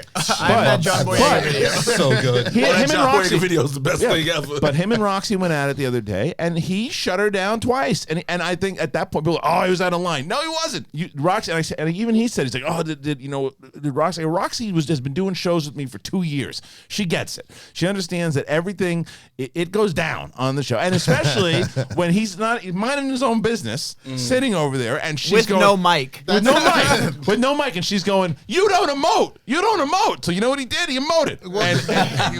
I encourage everybody in this room during this show or some other time, go sit in the corner and see what it's like. Because I was over there the one time I came, the day you and Roxy were on the first time, just because I wanted to see you guys. And I was like, oh, this is terrible. Yeah. I understand You're all why by you yourself, have such an isolated. angry disposition. Yeah. You are by yourself. You ain't got headphones, can't hear the Schmoebot. Yeah. So people just talk all of a sudden, no, He schlong, gets- schlong, schlong, the guy, schlong, the schlong. guy gets.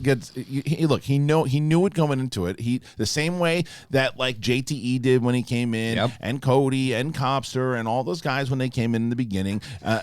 It's part of what happens. You're earning your stripes, but the thing is also you got to realize that it's you keep pushing somebody with a stick, they're gonna break the stick and hit you over the head with it, and that's what he did. I mean, I applaud you for that, dude. Well, also, like, Roxy did the whole, she acted all sad, but she knew, like, knew what she's she such was a good doing, actor. yeah. Because, like, I told her, I was like, I literally said right there, it's like, oh, you're such a gaslighter. And then no one noticed it. She starts laughing Of because she course. heard me say it. Of so everyone's course. She like, knows exactly oh, what you she's went too doing. far. I was like, no, she knew she was playing that card. And She she knew loved exactly it. what she was doing. Yeah. Don't look, man. I look. Apart from my own faction, that's the one that I actually think has a chance to be manager of the year because she knows exactly what she's doing at all Tom times. and Paul are a scary A team right there. Yeah, That's don't worry about not too much into the Oh, draft sorry, though, because sorry, the draft sorry. we're gonna do full breakdown of the draft. John Roca will be hosting backstage with Bibiani, so that alone is worth the view. The Kid and Mark Reilly, and then Ben Goddard will be engineering, and that's going to be so many people have been watching backstage, and I thank you for that. A lot of people, like over 30,000 people watched last week's episode. This week will be really great, so go and check that out for sure. Let's go back to streamlabs.com/the Schmoedown. Again, the Schmoebot is on, ladies and gents. The Joe Self, to the sports fans in the room, who you got for the championship Sunday, as well as winning the Super Bowl? Chiefs beat the Titans. As good as the Titans are, I think this is where that experience thing kicks in, and I think Mahomes has something to prove. Yes. And then on the other side, I honestly think that the Niners have it. I know that the Packers really want it, but the Niners just look unstoppable. And so I got Chiefs Packers. I got Really? Chiefs Packers, and I'm gonna tell you, Really? Yeah. I hate I'm with and Winston. I hate going for Green Bay, but I can't go for racist ass Nick Bosa. So well, that's true. that is just the main reason. If anything, the 49ers have been amazing this year. I just cannot cheer Nick Bosa on to the championship. But I will say Aaron Rodgers has been proving this year that him and Matt LaFleur are a real deal. Yeah. I mean, That's he been- had his worst statistical career But year. this is first year. time with a new head coach his entire know, career. I know, So it's what I you know. expect. I mean, you're not going to be that same jailed unit he had with Mike McCarthy. So now you're going into this against Kyle Shanahan, who was a rookie head coach. And yes, the 49ers have been firing on all cylinders on all three sides of the ball. But you got Aaron Rodgers, and who, as Stephen A. Smith will say, is a bad man. But I would make this argument, and this is why I don't necessarily think the Packers are going to do it. I think one, he now has Aaron Jones. It's the first time that he's had a legitimate running back because what's his name? Eddie Ryan Lacy. Grant. See, Lacy. Eddie Lacy was good for one season before he became 5 tons of fun. So there's that. But I just don't. That Niners defense is too strong. Yeah. I do not think that they are ready for that. Honestly.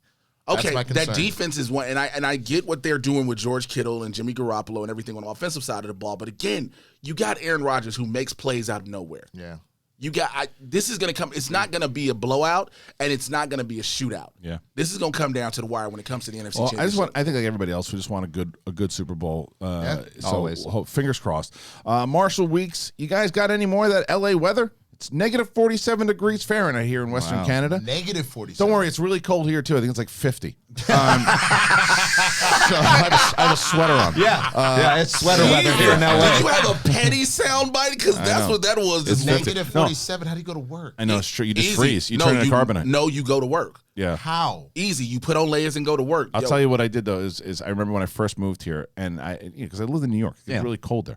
So I had been here, I don't know, a couple months, and I called my friend and I'm like, dude, it's cold. It's like, this is a cold spin. It's like 51. He goes, asshole, it's -2 right now because it's 2. No, Yo, it's that's 2. not- He goes, it's 2 right now. We've had negative It's 60 2. in Chicago, Yeah. and like people still go to work. I remember that. That was a story a few years ago. We still going to work. Only thing they shut down were the schools because of course you can't have the kids out there. But that's only a new thing we've done recently. But see, that shit terrifies me because I remember we did when I was doing PBPN, there was a report about one of the Baltimore Ravens players who donated like new heaters to these public schools because that's the problem. Kids show up to school and they're freezing their ass Freezing off. their ass off, but it's cold everywhere. Yeah, so it's like negative 47. Like, yo, you a trooper. You can make it, my mans. I blew believe in you. You were able to type this, and your fingers ain't stick to the keyboard holding one letter. No, he did. He said that's. He said my fingers are stuck to the keyboard. He said it at the end. It was all jumbled because he couldn't do it. As Straight. Get a hot toddy. Yeah, Douglas Johnson asked a Bill Cosby question. I can't do that. Nope. Travis Yeah, D. I saw it. First time throwing up a Jackson for the love of the Schmoes legacy and the happiness he brought to my life going back to 2013. I loved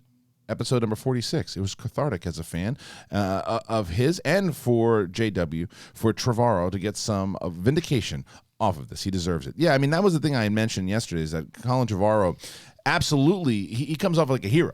And if this is indeed true, right? Because because he just Booker Henry is like, and then he gets fired and like, he's. But now after people weren't really excited about everything that happened in this trilogy, that and I acknowledge it too. I much prefer Rise of Skywalker over Last Jedi any day of the week. But what I will acknowledge is that this script, if accurate, what they were going to do with it is a direct tie-in to Last Jedi, but it makes sense. It makes a lot of sense. It ties into the overall 9 movies, what they said they were going to do in this one, but it ties into all of it. So it was at least what Trevorrow was trying to do was say, okay, well, this is what you set up for what neither Johnson or JJ did for each other. Nope. He said, okay, this is what you set up for me. Yeah. All right, well then, okay, thanks for setting this I'll up. pick up the thread I'm and gonna I'll pick do up the and continue. story. He's the only one out of all of them that did it, and they go, nah, it's too inside baseball. No one's going to care. What are you What do you doing? mean? They Inside went back to baseball, Coruscant. They went back to know. Coruscant, Yes, they and did. I love that. That was and my I love favorite that part. idea. Yes. Mad Max Coruscant was my favorite part. And I love it. It felt very organic for the story, at least for this. I look at this as a what if of Star Wars, right? Yeah. It's just like, hey, we have Rise of Skywalker, and I love a lot of it, man. And I'm a Last Jedi though guy. I that's my favorite of the trilogy.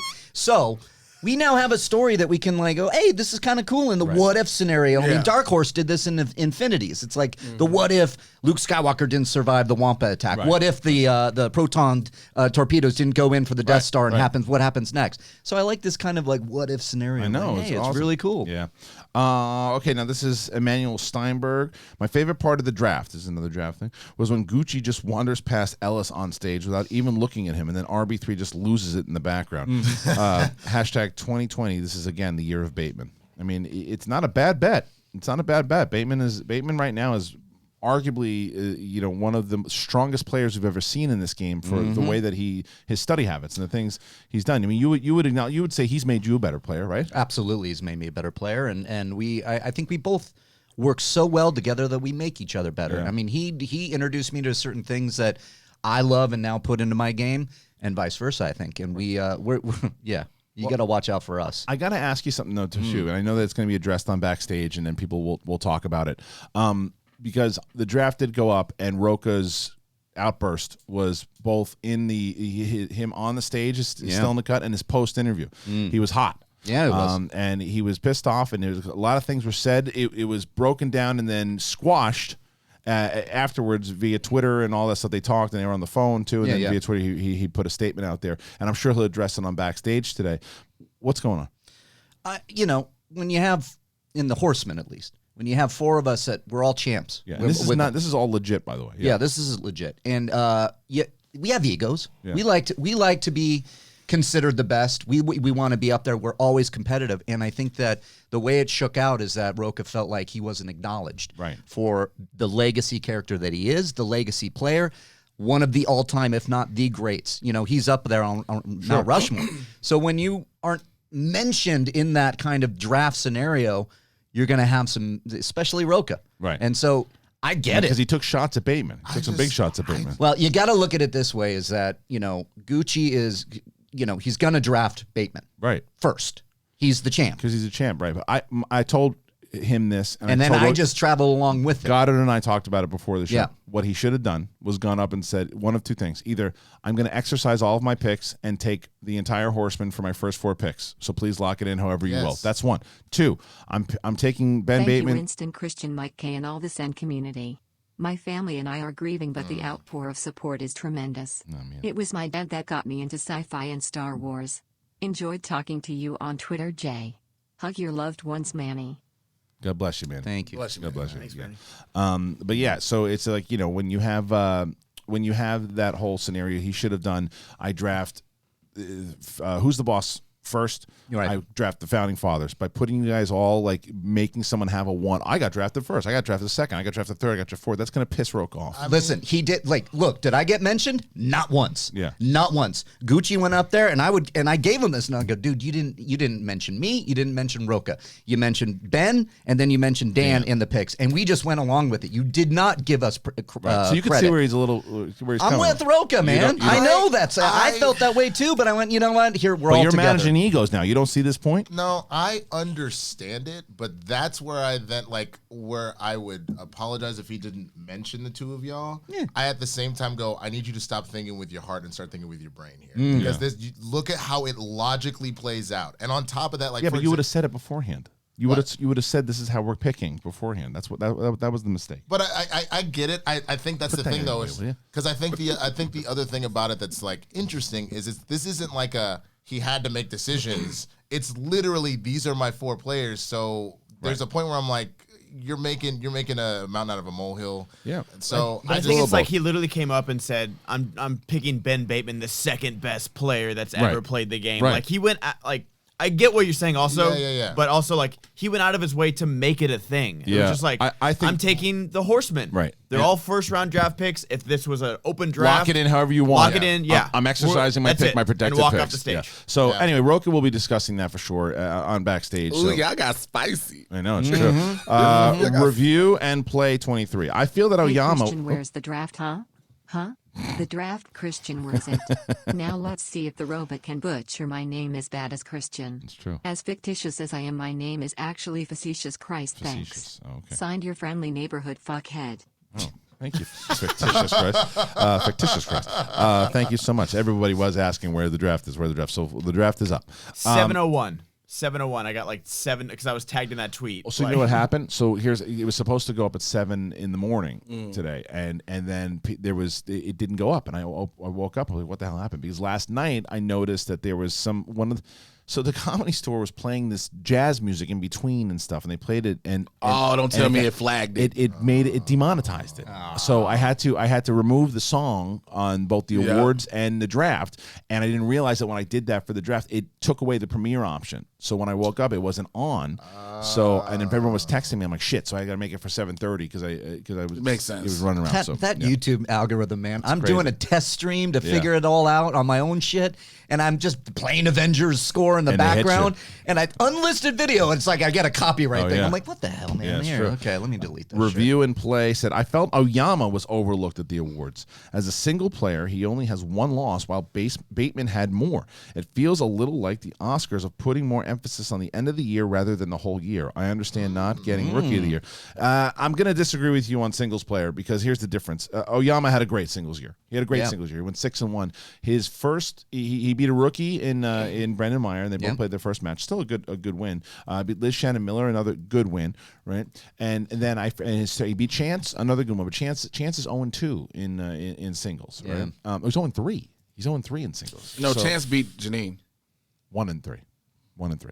So he's Chance, again, that it's the three wins there. Then he beat Merle, which is big, and he beat Snyder in kind of an ugly match, but he still defended the title in a live event. Yep. Ben Bateman had beaten Andrew Guy in his match, a brutal KO, right, in Houston. Then he lost to Kalinowski, but then he won the tournament and he destroyed everyone he played. Paul Preston gave him the biggest fight, but other than that, he destroyed everyone he played. And then he TKO'd Bibiani at the Spectacular. And in the same night, he then KO'd that champion Paul, and the guy that you're saying should be singles player. You're looking at the route that he got to be. Yeah. The route is different. The route and the guy that he's arguing for got murdered by the other guy who won. Yeah. So that's why Ben got my vote. I don't know who you guys voted for, but come on. Yeah. myself. You voted for yourself for singles player of the year? Good for you. Smets gave him a nice shout out though, because he's like, Yeah. I'm sharing this Rookie of the year. with Rookie of the Paul. year I could have seen given to Paul Oyama. Suge Knight 323. Morning, everyone. Love this crew. So now that the spoilers are up, how great was Shannon?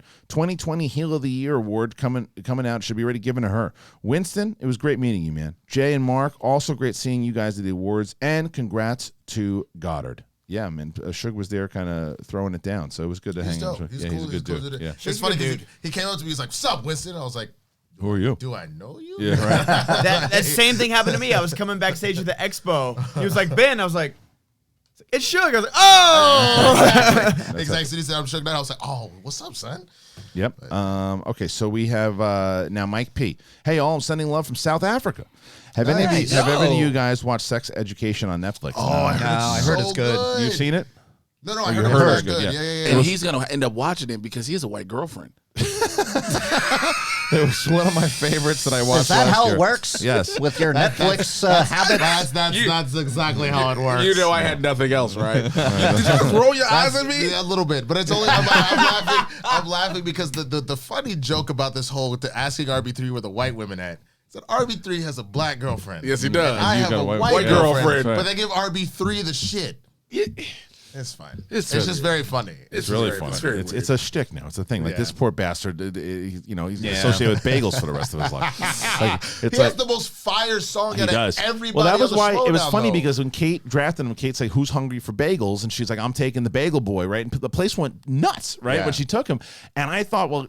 At one point, I was like, maybe we'll get him away from the Bagel Boy nickname, but it's like, you kind of can't. You got to own it at this point. Plus the fact he's like, because when he wins, he can say, I just stole your bagel and I just stole want your you to bitch. know, Stole your bagel, now you I'm gonna can't steal see your him currently bitch. on the camera until he puts himself on there. But he looks so sad. Joe keep like, God damn. Because he knows I'm right, He's right? Like, I'm damn bagel boy. Look. It's like, you got to own Same it. thing, yeah. You shouldn't have stole that bagel. You shouldn't have I just stolen shouldn't that have told RB3. bagel. You shouldn't have told RB3. Yeah. Oh, you know what? Oh, is that Great- why the match is happening? Because he snitched it's- on well, you? No, but I mean, it's definitely part of it. yeah. The storyline will be that. It's like you would. Oh, would yeah. not- yeah. Oh, yeah. Absolutely. That he dry snitched. Damn. I'll tell you what. By the way, this has nothing to do with anything. Ralph's makes a great sandwich. Don't they? It makes a great sandwich. Yeah. I went to Ralph's yesterday and got, it took forever, but man, was it delicious. Hey, I'll say this. Yes. Whole Foods makes some amazing mac and cheese. It's vegan mac and cheese. It's not that good. It is freaking. No. I said You're just trying to convince yourself. It's That's what you're trying $20 to a do. pound over Right. there, though. That's I like that Whole vegan Foods. stuff. Oh my Which, God, it get is me a so. chicken Let me tell you how bone. expensive it is. So I take. Sometimes we'll treat each other to lunch, and so we went to Whole Foods a yeah, couple look days out. ago. We got to get to these questions. There's Suge Knight 323 again. Who said that Mike, Good story. Yeah. Good story. Thank you. Mike P. It was one of my favorites, speaking of which, of Sex Education that I watched last season. Season 2's dropping tomorrow. Hope you all have a great day. Thank you. Tavishka Productions. I missed watching everybody live. It just adds a whole different level of excitement to the video. Jay Washington, I love seeing you in the Speak For Yourself promo. I loved reading Whitlock's articles when I lived in KC. Hashtag Go Chiefs. Hashtag Super Bowl. Thank you so much, man. Thank you. Which one was that, Jay? So I did the commercial for Speak For Yourself for Jason Whitlock and Marcellus Wiley. And so what you see me as is dressed as the chef. Oh, okay. Of course, but what you don't see is I'm the moderator for the questions that they're being asked. Oh, that's cool. So like I already know the question that like there's no producer in my ear, so I'm asking actual sports related questions, and they like, damn, that's a good one. They're like, damn, how does he know this? I'm like, this is what I do. Right. And so that's what I'm doing with that. Everybody's like, are you gonna be on the show? And I was like, no, I'm not an actual pro football player. That's the only people they have on the show. That's really fun, though. So it was That's cool. fun doing That's that. good, dude. It's one of the many commercials I did in 2019. That's awesome. That's a good run. You can do more. That's right. When you did that, I just saw the lottery commercial again. Piece of shit. And when you're running around doing it, because I know you so well from like this one. What was it? Mint peas. Yeah. Mint peas. Okay. Peas. Peas. Oh, I thought it rhymed. That's why I said piece of shit. My bad. I couldn't figure out what I'm it was. gonna be able to say piece of shit in a lottery commercial. Mike- Commercial for California Lottery. Mike P giving a shout out to RB3 for giving him a shout out to Hair Love. He watched it at work, Oh, and it was a yeah. tough thing to explain why this white guy at work suddenly had tears in his eyes that he couldn't control. Yeah, I heard great things about it. I heard really good things about it. Shout out to Matthew A. Cherry, man, on that one, yo. That's a good dude. He deserves that. What platform is it on? It's You can find it on YouTube. it's a YouTube. Oh, yes, it's on so YouTube. yes. Okay. Kyle Coyote. Hi. Do you guys like MMA? If so, I would love if you checked out the Elite Amateur Fight League on the YouTube channel. If you like the action-packed content, please subscribe. The Schmoedown awards and drafts were just fantastic. I can't wait for more Schmoedown. I am actually that was how I was living for a little bit, was betting on MMA fights back in 2006. shit. Yeah, dude, because it was 2006. You got great odds on fights, and Yeah. people didn't know the sport that well. So I bet on Matt Serra over GSP. So that paid my rent for a long time. Yes, it did. So, and I told Matt Sarah that. So That's how y'all became friends. That's how we became buddies. Yeah, but no. So it was for a very long time, and then when I got married, it's hard. And I really wish. I know that they have Fight Pass. I know that they do, and I know that you can watch the events later. I wish they would do what WWE does. I wish the network, everything. Like you can just like $9.99, you get the entire library and all the pay-per-views. I would get that tomorrow. But the problem is there's so many leagues, and you got Bellator, you got UFC. I'm talking about UFC. Just UFC alone. UFC's pass. Give me UFC pass and give me the same way that WWE does it, where I get all the pay-per-views, I get everything. I'd get it tomorrow. That would be. I don't know. I think Dana White's too busy consuming the whole. People will buy an actual pay-per-view. He doesn't want, as much as he'll model Vince McMahon, he doesn't want to go that. I know, Vince but McMahon I guess Fight Pass, you get it like a couple days later or a week later, and it's like at that point, I want to watch it live. Watch live at that moment. But I don't want to pay $50 because I'm not watching. I like when I used to get them all the time. I would have parties. Of course, I can't. What am I watching? My 2-year-old? You know, so at this point, I'm not going to spend $50 to watch it by myself. I'll either watch the highlights and that's it. And then even then, I would be way into it again if I could get that kind of pass. That makes sense. They should do it for me. And then Mike P also said, sorry. This was Brandon Lindsay. I'm not even a hardcore Bad Boys fan, but everyone's excitement about this movie, even Makuga's, is infectious. I'm going to check it out this weekend. It sounds fun. It is fun, man. It was a lot of fun. I enjoyed it a lot. I think you're going to dig it. I'm very curious to see what all you guys think. I'm going to love it, I'm sure. Yeah. Dilly Barr, Rolling Stones or the Beatles? Stones. Beatles. Stones. Beatles. So we win. I mean, neither really. I like them both, but I just have the choice. Those are the two choices. That's it. My dad raised me on the Stones, man. I got to watch them perform live when I used to work at the Soldier Field in Chicago. Yeah, you can perform on a show, man. To watch that. To watch that show was just amazing. To me, they were just a little bit more had more edge than the Beatles. Oh, sure. Oh, absolutely. Yeah. Video Punks. What do you guys think of the rumors that Heidi and Versio will be in Mandalorian season 2? I think it's almost a guarantee. And now that it's swirling around there, this is why Filoni and Favreau, they get it. They're connecting everything. They're connecting all of it, and they're listening to the story team, and they're not worrying about if it's 2 inside baseball, because guess what? In Mandalorian, inside baseball is working. That's the whole point. It's like and I'm also directing this at like Bob Iger, who also was a part of. If you believe the rumors, was like, oh no, don't do that. It's going to be too inside. Away from the Last Jedi. No, the reason why the Mandalorian is working so much is because there's so much connectivity to all of it, and there's like these little things that pop up. You're like, oh, that's right, that's from this. And the thing that happens, the dark saber. I mean, at this point, I know, but still, people haven't seen it. But either way, like things that are happening inside of it, it locks in. So I think that she will show up. There's other things that I saw, like if that cast. What is that? Yeah, cast I don't know. I was wondering if that was legit. It looks legit, but yeah, that's where. What's Longs love your shows. Love the draft. How shocked everyone was with Roxy and JTE moments. Harloff, did you know going in? Keep up good work. I did not. I did not know that was happening. I think that Snyder and again, I don't want to go too spoiler heavy, but Snyder and Draco were kind of talked Roxy into that one. So so check it out. Jim Sock, can we impeach Roca of his singles entrance if he came out for a teams match against another team in a teams championship match? Dan played a part in the surprise of it and sold the idea that Roca might not show up. The nomination should have been shared. It's not a bad. It's actually the only argument that I agree with.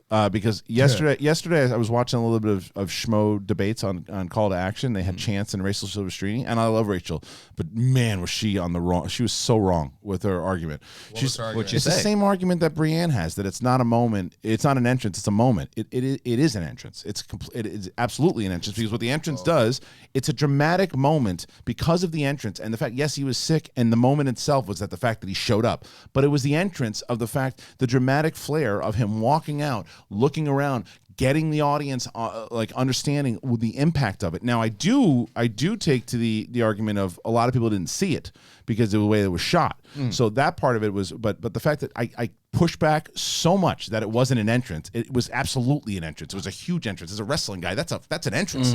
It's a big entrance. It's a moment and an entrance, but the idea that Roca, it was part of the team entrance.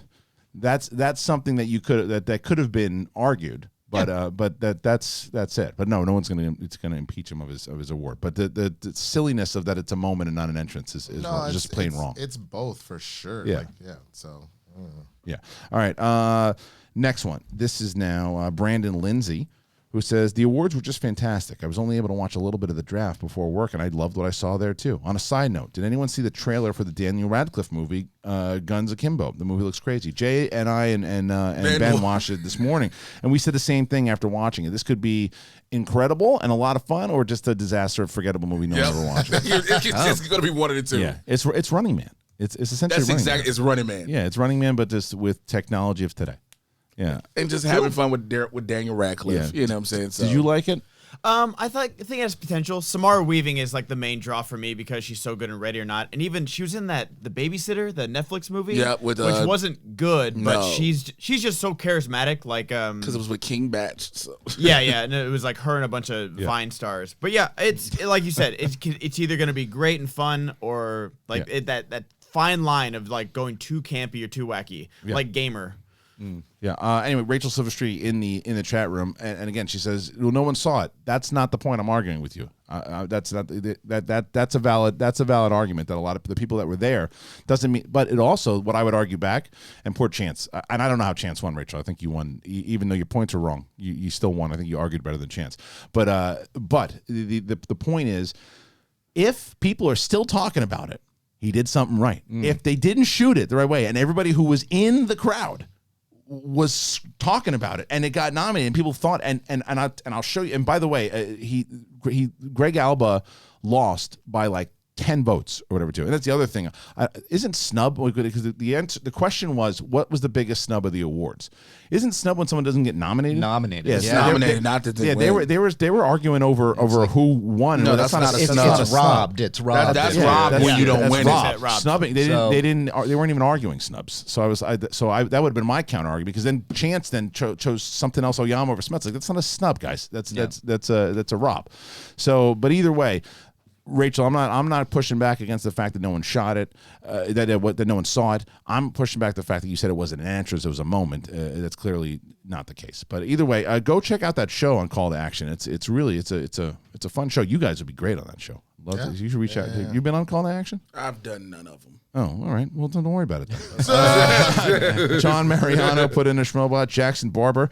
Here's a pitch idea. Story of a Jedi Master and his Padawan discovering the first rule of 2 Sith Lord and his apprentice on an isolated planet. Make it have a little bit of a horror theme of Sith hunting the Jedi to keep their existence a secret. That you basically just pitched part of the Drew Carpathian Darth Bane story, which is amazing. Wow. Dude, the Darth Bane books by Drew Carpathian, they're legends, but they're so great. Read them. They're awesome. That was hella dark. I like the way it's super making dark. A horror movie. What's the title of the first one? Because I have an Amazon card I need to use. Darth Bane. I want to tell you that it might be Rule of 2. No, I think that's the second one. Just check. I'll Google. Just check the first book. Yeah, I know, right. Wait. You owed me one. Yeah. It's Rule of 2 is one of them. Darth Bane. I thought it was a Path of Evil. No, I don't remember. Of Destruction? I can't remember, but either way, there's 3 of them. And once you find the first one, Drew Carpathian's, it's a great series. Bagel Boys for Life. Peace and love from Israel. Coy did a crazy good job in the draft. I don't know how long I'll be able to tolerate Kate's accent. Holy schmo, that's annoying. I actually agree with you very much so. Kristian, other than Coy and Finstock, who do you think had the best draft? Bagel Boys for Life. I think that Coy had a great draft, and I love how into it Coy is right now. Coy has been talking to me about it, having conversations with me about it. I also think Swag had a great. I mean, I said this on the show with Winston. Winston's another guy that once he goes in, he's all in, and you could tell. I was watching him from when I was standing off to the side, and him and Jay, even though that's why I caught that argument, but they were really going into it, and Winston, like, he was taking it seriously. They don't get into that argument if they're not taking it seriously, you know. Because he don't listen. Yeah, but if you didn't, but if you also, as much as sometimes you're pain in the balls. The thing is, I know how much you love it too, because the balls though, not just the ass. No, not anymore. You've elevated yourself. Remember, you know that pain in the balls. But if you didn't care, you wouldn't have got arguments. Like, I don't care. Pick whoever you want. You know, like that's so that was nice to see, and I think that they all did great. But as far as the accent goes, I'm going to try to get away from that. I think it's all. I stopped doing the Batman voice. Yeah. Path of Destruction is the first one. Path of Destruction. Okay. All right, Joel Godina. I finished up the last show, and I got to hear Ben's epic rant. the one day I decided to pick on him a little bit, I feel contributed blowing him up, getting him to blow up. But Ben, he gained my respect. I think there was half and half. I think some people wanted to throw you. Smets wanted to throw you in a trash can, but he gets it. He's a Howard Stern guy, so he completely understood it. But he definitely. Oh, that was Smets' donation right there. No. Oh, I'm just saying there's some people that are on your side, and there's some people who wanted to throw you in a trash can. I mean, it was just like the Bonnie stuff, and then Right. like the bagel It was stuff, too and much. then not having a mic. I was just like, what happened I'm with the over there- Bonnie stuff, by the way? Afterwards, did you text her at least afterwards? No, I went What the straight. fuck is wrong with you? Come on, man. Yeah, she gave you the opening. See, It's over now. It's over now. That was my only reason why you got upset is because in my mind I know you take that shit every day and you're a fucking trooper the way you handle that shit, but I can't imagine if this is a girl that you're genuinely, or excuse me, a woman that you're genuinely trying to take out, and if everybody's giving you shit and pushing your buttons, Yeah, it's a bit now. she's gonna over there look at you. Well, maybe I don't want to go out with him, little pussy. Right, like, you know what I'm he saying? blew Like, up, and I appreciate. Oh, you trying to really get your Go on here, boy. Get your. No, like, damn. Do y'all? Okay, I want to know. Here we go. I'm not gonna blow up, but Yeah, like, that's fine. Yeah. It's like, do y'all do this like with friends? Like when they're dating someone, do you be like, Oh yeah, bring him on the air all the time and have yeah, conversations. not that, but like, are you gonna ask her out? Are you gonna ask her out? Are you gonna ask- No, but it's become a bit. I know, with us, And that's it's the a thing. bit, but no, it's like, no. If know, you're on the here, show, you you're don't also accept you this got to shit. remember something. You're dealing with comedians, and the comedians are going to jump on it. yeah, I get that, but it's like it's almost like I can't win even if No, I do ask not her at out. all. Like there's no winning. No, but so you it's should. like, But you're screwed now because it's over. no, yeah, I know that. It's over. At this point, I mean, she gave him. We asked if he had texted her or talked to her. He has her number. He asked her if he'd done it, and he's like, no, not yet. I'm like, okay. And in my head, I'm going, well, he knows at this point he's going to do it after the show, and that was 2 days ago. It's over. So you never even sent the text. That's not You ain't good. never sent the That's you not up. good. What's wrong with Well, you? I'm not gonna start with a you up, Jay. Not a you up. You don't want to do that. That is a woman, not a 18-year-old sorority girl. You don't have any women to say you not up. wrong, That sir. might have just saved him. If she saw that may have just saved him. But I'm gonna tell you that yes. Well, Corbin says it's a good thing. You know, the way that she was talking to both Kate and Roxy, that maybe she wants a little pussy. That's what you said. You said true. That's what you said. That's what you said. And remember, you said little. Check your email. You got an Well, your email mom from just me. emailed you again. I know. Sorry. But Ben, that was good, Ben, man. all I was gonna say was to answer your question. Yes, that's exactly what black people.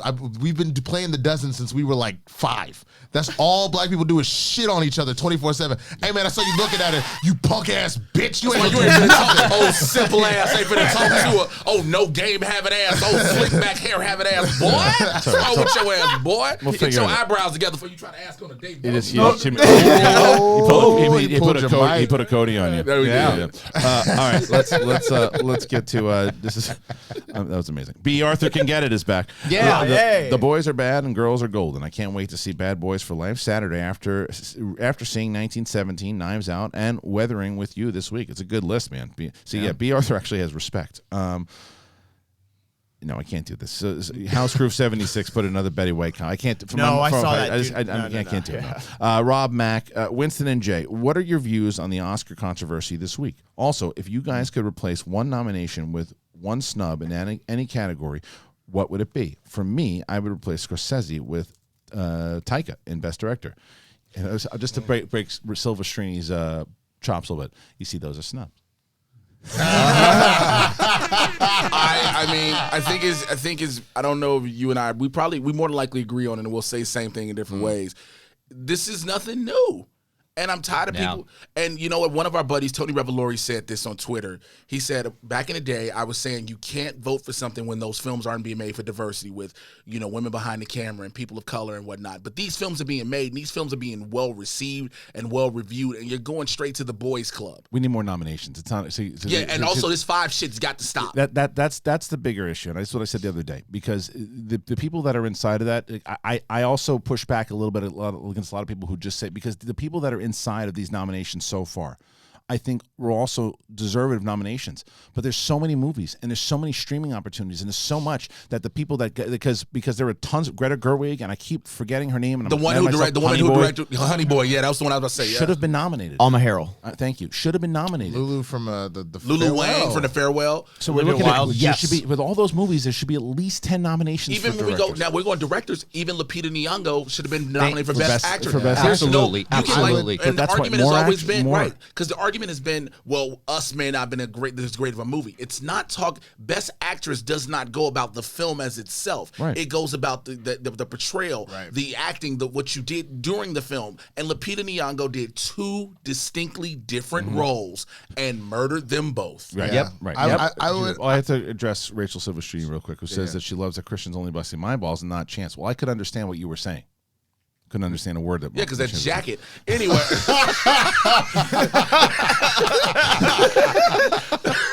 No, but hey, come on, boy. Come on, boy. Thank you. Well, I couldn't see. There was lots, and plus the fact I just thought his takes were okay. And I said I thought you won. I just, I just didn't agree with anything you were saying. But I thought you argued it better. Well, as far as the Oscar stuff, I think if you're gonna do 9 Best Picture nominations, you can do 9 directors and actors. There's too much material now. There's just too much material, especially with them including streaming and everything. Because I think what it unjustly does, because for the people who get upset about the everyone that you guys mentioned, I think should have been nominated. But what it unjustly does is the people also who were nominated in a lot of these categories, who also deserve to be nominated, now get pulled are out. also saying, well, it's a boys' club, or it's because again we did it. It's just white people. And it's like, and the problem is that's right. You're right to feel that way, but the problem is that these people also put in quality performances, and you start to go, well, there's only 5.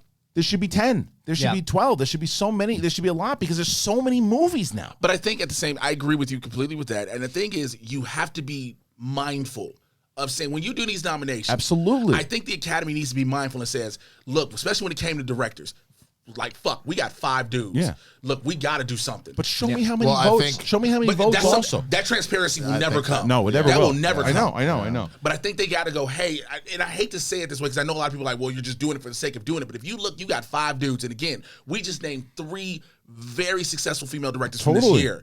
Like, you got that all should have been nominated. That all should have been nominated. Somebody has to go. Especially when it comes to Greta Gerwig, when best supporting actress, best actress, best costume, best cinematography. It's like, but someone has to go. I think is not the right approach. I think it's more need to be added. Give people more choices. So here's the question then behind that. What becomes the cap-off number? Do you just go with because remember, technically, it can be 10. It should be 10. It can be 10. And they've never. I don't think they've ever nominated 10. I think next year I think it's too big of a thing this year that it doesn't make sense. It just doesn't.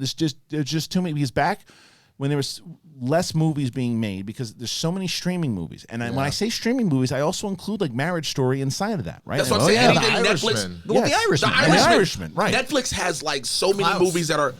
Which one? Klaus. Yeah, Netflix has so many movies that are nominated this year above what they've had before. Every year, Netflix is now becoming a dominant server. They're the most nominated studio. They're the most nominated studio. Right. So do you see where this trend is going, where next year, the majority of the awards will potentially be Netflix? And that's what I'm saying. You need more nominations. But it just remind me, as I said, Klaus, last night we were putting the 2-year-old to sleep, and she was fighting it. She did not want to go to sleep. And we have this big-ass beanbag, which is bigger than she is. And she's like, beanbag. You can't take the beanbag. She wanted to jump over the crib and land on the beanbag is what she wanted to do. So it was on the other side. So she starts pulling it across the room, this big thing. And it sounds like Arnold when he's in a fight.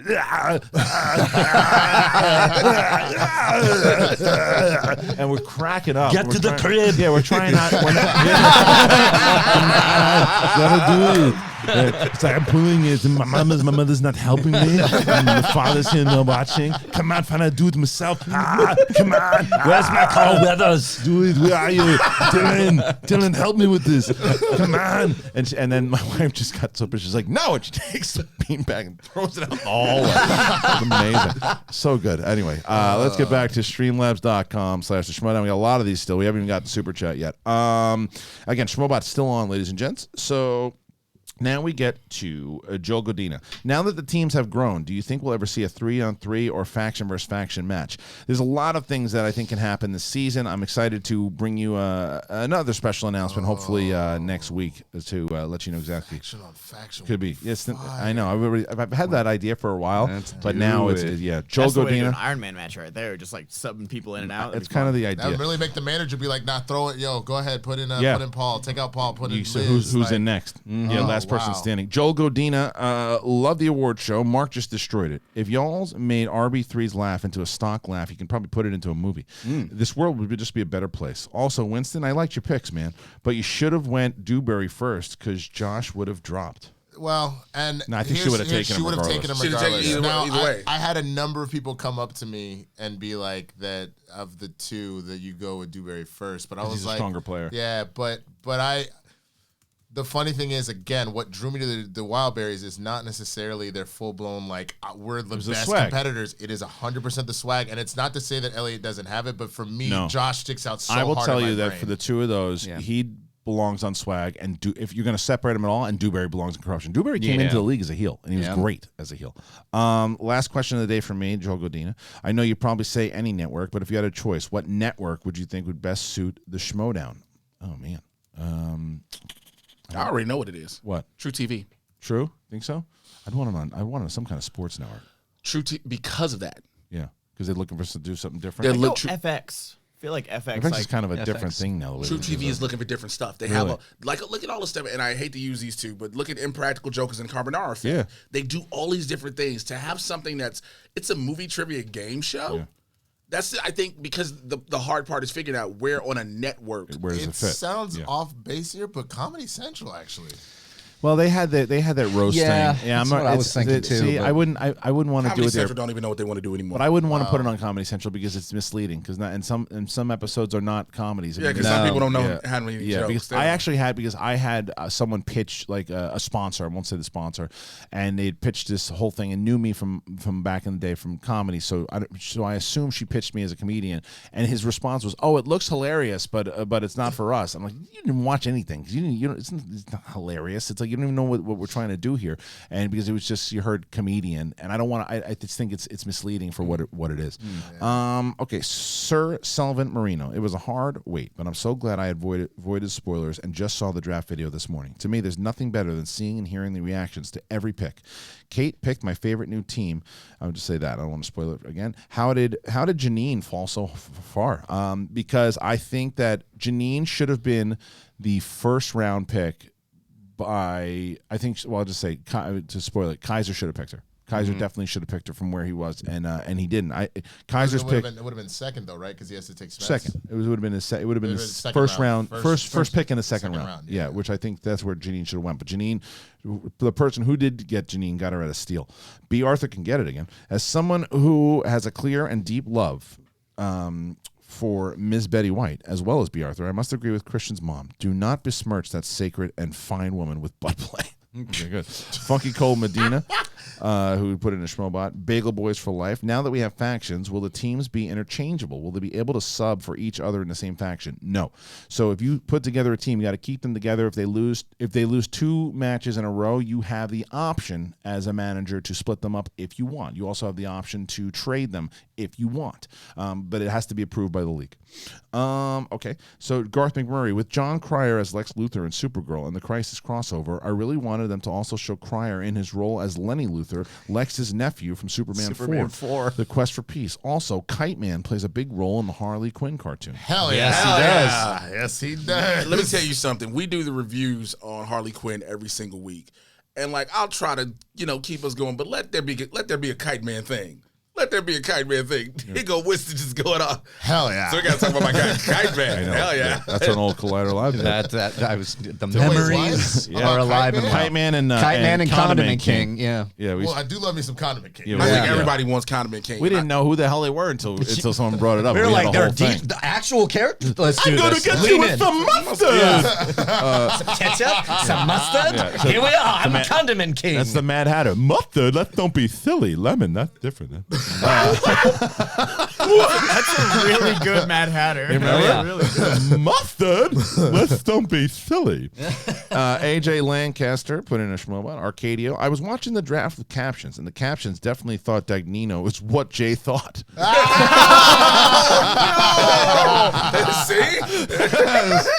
Oh, man.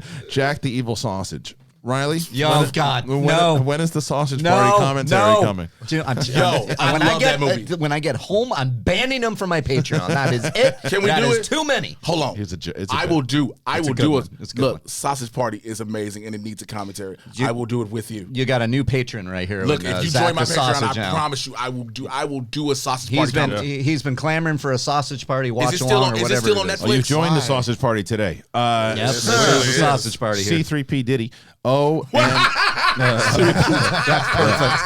perfect. OMG. On the draft, when Washington said the N-word, it went straight to a commercial. Like if Kristian yelled, "Oh no, not live, go to commercial." I thought it was hilarious how it lined up. I laughed my ass off. Great draft. Did you say it on the stage? So he asked me something. No, it just, again, he brings it out of me. I try to be real wholesome. People, there are chill. You as a dad should know this. My son says to me, but but I don't want my 2-year-old saying it because then we have problems. This is very much a problem. Oh, he blamed Winston. He brings it out in me. It's like, really? Yeah, right. He was asking me something, and I was like, I'm sleepy. Right. So when you sleepy, everybody becomes an N-word? Yes. It's like you're hungry, grab a, you know how you say, because I don't have protein? show yourself. You're going to have a fit like that. All right. So, you know how you said, because I don't have real protein in my system. Yeah. It's the vegan. You got chemicals and soy. I don't have soy. I can't have soy. Let me go to Ferris Muthana here. Yeah. Hey, guys, I hope everyone is having a wonderful day. Kristian, have you ever thought of implementing a Freebird rule to add another level of strategizing, and it keeps everyone involved? And, Kristian, I know you like Tribe Called Quest. What are your thoughts on Black Star? Also a fan. What's wrong? I just like hearing this part. I don't even care about the Freebird rule because a lot of people don't know what the Freebird rule is. It's because you could switch people out. Yeah. Right. But I want to hear your thoughts on Black Star because I'm not saying it as a shock. Like, I didn't know. I know you know hip hop and you like it. Right. I can see you rocking with Tribe. Yeah. But not as much. I mean, again, a few here and there, but Tribe was my thing. Yeah, of course, being a New York boy, I can see Queens. that. Yeah, Queens. They're from Queens. That was my thing for sure. Like even when their new thing came out and Tip was up there when they performed at Saturday Night Live. Yeah. Oh man, I got that album the next day. Like, you know, where's Talib from? I thought he's Brooklyn. Okay, so Talib, just specifically Black Star is Brooklyn. See, that's the whole thing. I just assumed that all New York just like fucks with each other. Yeah. I didn't realize that people really are like they sometimes pick people by boroughs. I mean, don't forget the Wu-Tang, the Clan, even the Wu-Tang Clan, even though they rep Staten Island. Yeah, be very specific. Wu-Tang. Yeah. I'm sorry, what? I haven't heard their music. The Clan. My man, because in normal conversations when you talk to hip-hop, people automatically know you mean the Wu-Tang Clan, but they rep Staten Island, but Jizza's from Brooklyn. Yes. Like some of them from different. Jizza's from Brooklyn. But Jizza I listened to a lot. Like Liquid Swords. Liquid Swords album? I love Liquid Swords. Like that was 95. Yo, let me tell you something. Our friendship just got heightened when you just mentioned Liquid Swords. Dude, and I would tell people like Fushnikins, and I listen to Grave Diggers and all that stuff. When he did this last time? First of all, that was my stuff. Nigga. That wasn't my stuff. Go to commercial. Go to commercial. But dude, again, like you got to remember how, like, because I'm a little older than you are, but like I would listen to Big Daddy Kane back in the day. I can see. Again, being a Queens boy, I can see you had it. That was my stuff. And and when we were talking about OPP the other day, we were laughing about it. It's not my favorite song. My favorite song is Ghetto Bastard. You know, like that's my favorite of the In old. fact, you brought up the Fushnikins Oh, though. Fushnikins is best. It's Yo. great. Fushnikins. And remember when they did the video with Shaq. Yes, they did. That's my Shaq Fu. Yeah. Shaq D's. Anyway, so let's see. Now going back to Joseph Sorty. Really enjoying this episode today of Emperor Palpatine Live. I am laughing at all the schmobots. Yes, thank you so very much. Haskell 420 sports breaking news. New Kristen Orleans. Stewart here. I find the idea of more nominees a great idea. Thank you so My much. performance in Upchuck Angels was stolen by a woman playing a woman with a bad nose job. It's been said I'm the actor of the decade. You are. Also, please go watch me drown in underwater. Oh. If we're rolling back to this, I do have a question. How do you feel about them giving Scarlett 2 different nominations for 2 different movies? Well, I mean, that's the thing. It's the same where I believe that we should have more nominations because I do think that she was. If you were going to replace, I think Lupita did more than Scarlett Johansson in Marriage Story. My personal opinion. Okay. My personal opinion. I'm with you on that But one. I also think that Scarlett did a lot to enhance the performance of Adam Driver, so I think there were 10 nominations I could see her being in there. I thought that her supporting performance is in Jojo Rabbit is not being talked about enough. Yes. Because she does a lot in that movie. And it really, I mean, the movie in general is endearing, but what she does, and there's some scenes in there that it'll knock you backwards. So I would, if I had to choose between the two, I would choose the supporting role. I think it was a stronger role. Okay, now let's see. What were we talking about? Something else that we had that we're just about to do. Haskell 420. Breaking news. New Orleans police have issued a simple battery warrant for Odell Beckham Jr. after slapping an officer on the butt after LSU won the championship game. Sent you the vid. What? And Mets manager Carlos Beltran steps down after the Steele signing scandal. Yo, it's a lot of people about to go down with this Steele signing. People are talking, I mean... How did they get caught? The dude got Friars got traded, and he went to another team, and then he just started saying, hey, yo, this is what happened, and all of it came out. Wow. He was letting them know this. So who was the guy, the hip hop kid that just was ratting on everybody? Tekashi. So this guy's the new Tekashi. Oh, but you want to go use it today? What? You weren't going to use the N-word today. You just did it. Nah. I didn't say it. Yes, you did. He said Tekashi. He said you called that Tekashi. I did not say Yes, it. you did. No, he didn't. I was didn't sitting say right it. here. My black ears caught the N-word. You want to hear the N-word. Okay, roll back the tape. You're broken. You No, he need didn't. to hear the N-word. He's dreaming. He didn't. So Odell Beckham Jr. like, yo, did Slap you? him on the I mean, Well, yo, that's- he's that's from LSU. He was partying with everybody, but did you see he almost fucked up the whole team? Well, yeah, trying to pass. he gave out people money. He was like, giving them "No, money. No, you can't do that. Yeah. You can't. Because There was like a police officer. He was asking a player a question in the locker room. I don't know what was going on with the player's bag or something. And the police officer was like bent over talking to him because like, it was real loud in the locker room. And OBJ just slapped him on the ass like hard. Yeah. And it's just like, That'll do with it. that and the like, he was like high fiving people with money. I'm like, you're gonna get these kids in trouble. My Like, question is, did he know that police officer? no, it was just him celebrating with the whole. You gotta Then be that's careful a with that kind of bad stuff. move. It's bad. Yeah. It's not a smart move. Jay Golden Eyes, the Grateful Dead have the Deadheads, Insane Clown Posse has the Juggalos. What do you want to call the Schmoedown faithful that tour with you? I don't know. They were already calling the awards. They were calling them either the Schmoeys, and somebody said the Wedgies, which because the wedge slice. the wedge slice I liked a lot. But I don't know what we call because it used to be Schmoevillians. I mean, that could still be. But that's Schmoeville. That's Schmoeville. It's not. It's not for the Schmoedown. I don't know. Something you guys think. What do you think? So let's see. SW Torgeman on YouTube. Thank you, Winston, Kristian, Mike K, and that was from Manny. And fictitious Christ or whatever. Facetious. No, that's what I said. And he says it's not facetious. That's what the Schmobot said. We'll say it's facetious again. Okay, facetious Christ. He said that we're saying his name wrong. JJ Winward. Hey Ben, what's your hair care routine? nothing. I wash it and then I have like. You don't have anything in your hair? Like it's not a routine though. It's just gel. Yeah, that's what he's asking. Yeah, just gel and then brush comb it over. Okay, all right. So I was going to say you can't do that with your hair with no gel. Let's wake up. Yeah, Matt, you are a supervillain if you can do that. Our boy Matt Reed. I'm also in Western Canada, and just to clarify, it's negative 47 degrees Celsius, not Fahrenheit. Interestingly enough, negative 40 Celsius and Fahrenheit are actually quite close. Ben, Yes, they are. Yeah, that's right.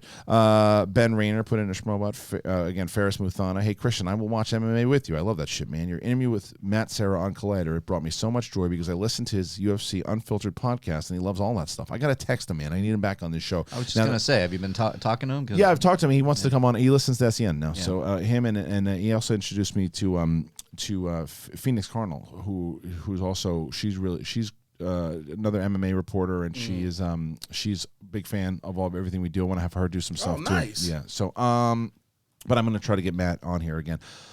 Hail to the king. With you pulling more players from the fan leagues, would you consider having fan league matches as re-show matches for pre-show matches for live events? Have each fan league put up a competitor who's going to the event to compete? Not yet, no, because we doing the pre-shows and adding more video and stuff is kind of what we want to do. The overall Schmoedown. Now beefing up the fan leagues, or doing it that way is something we've been interested in, and maybe making an official Schmoedown minor leagues is something that we're talking about doing.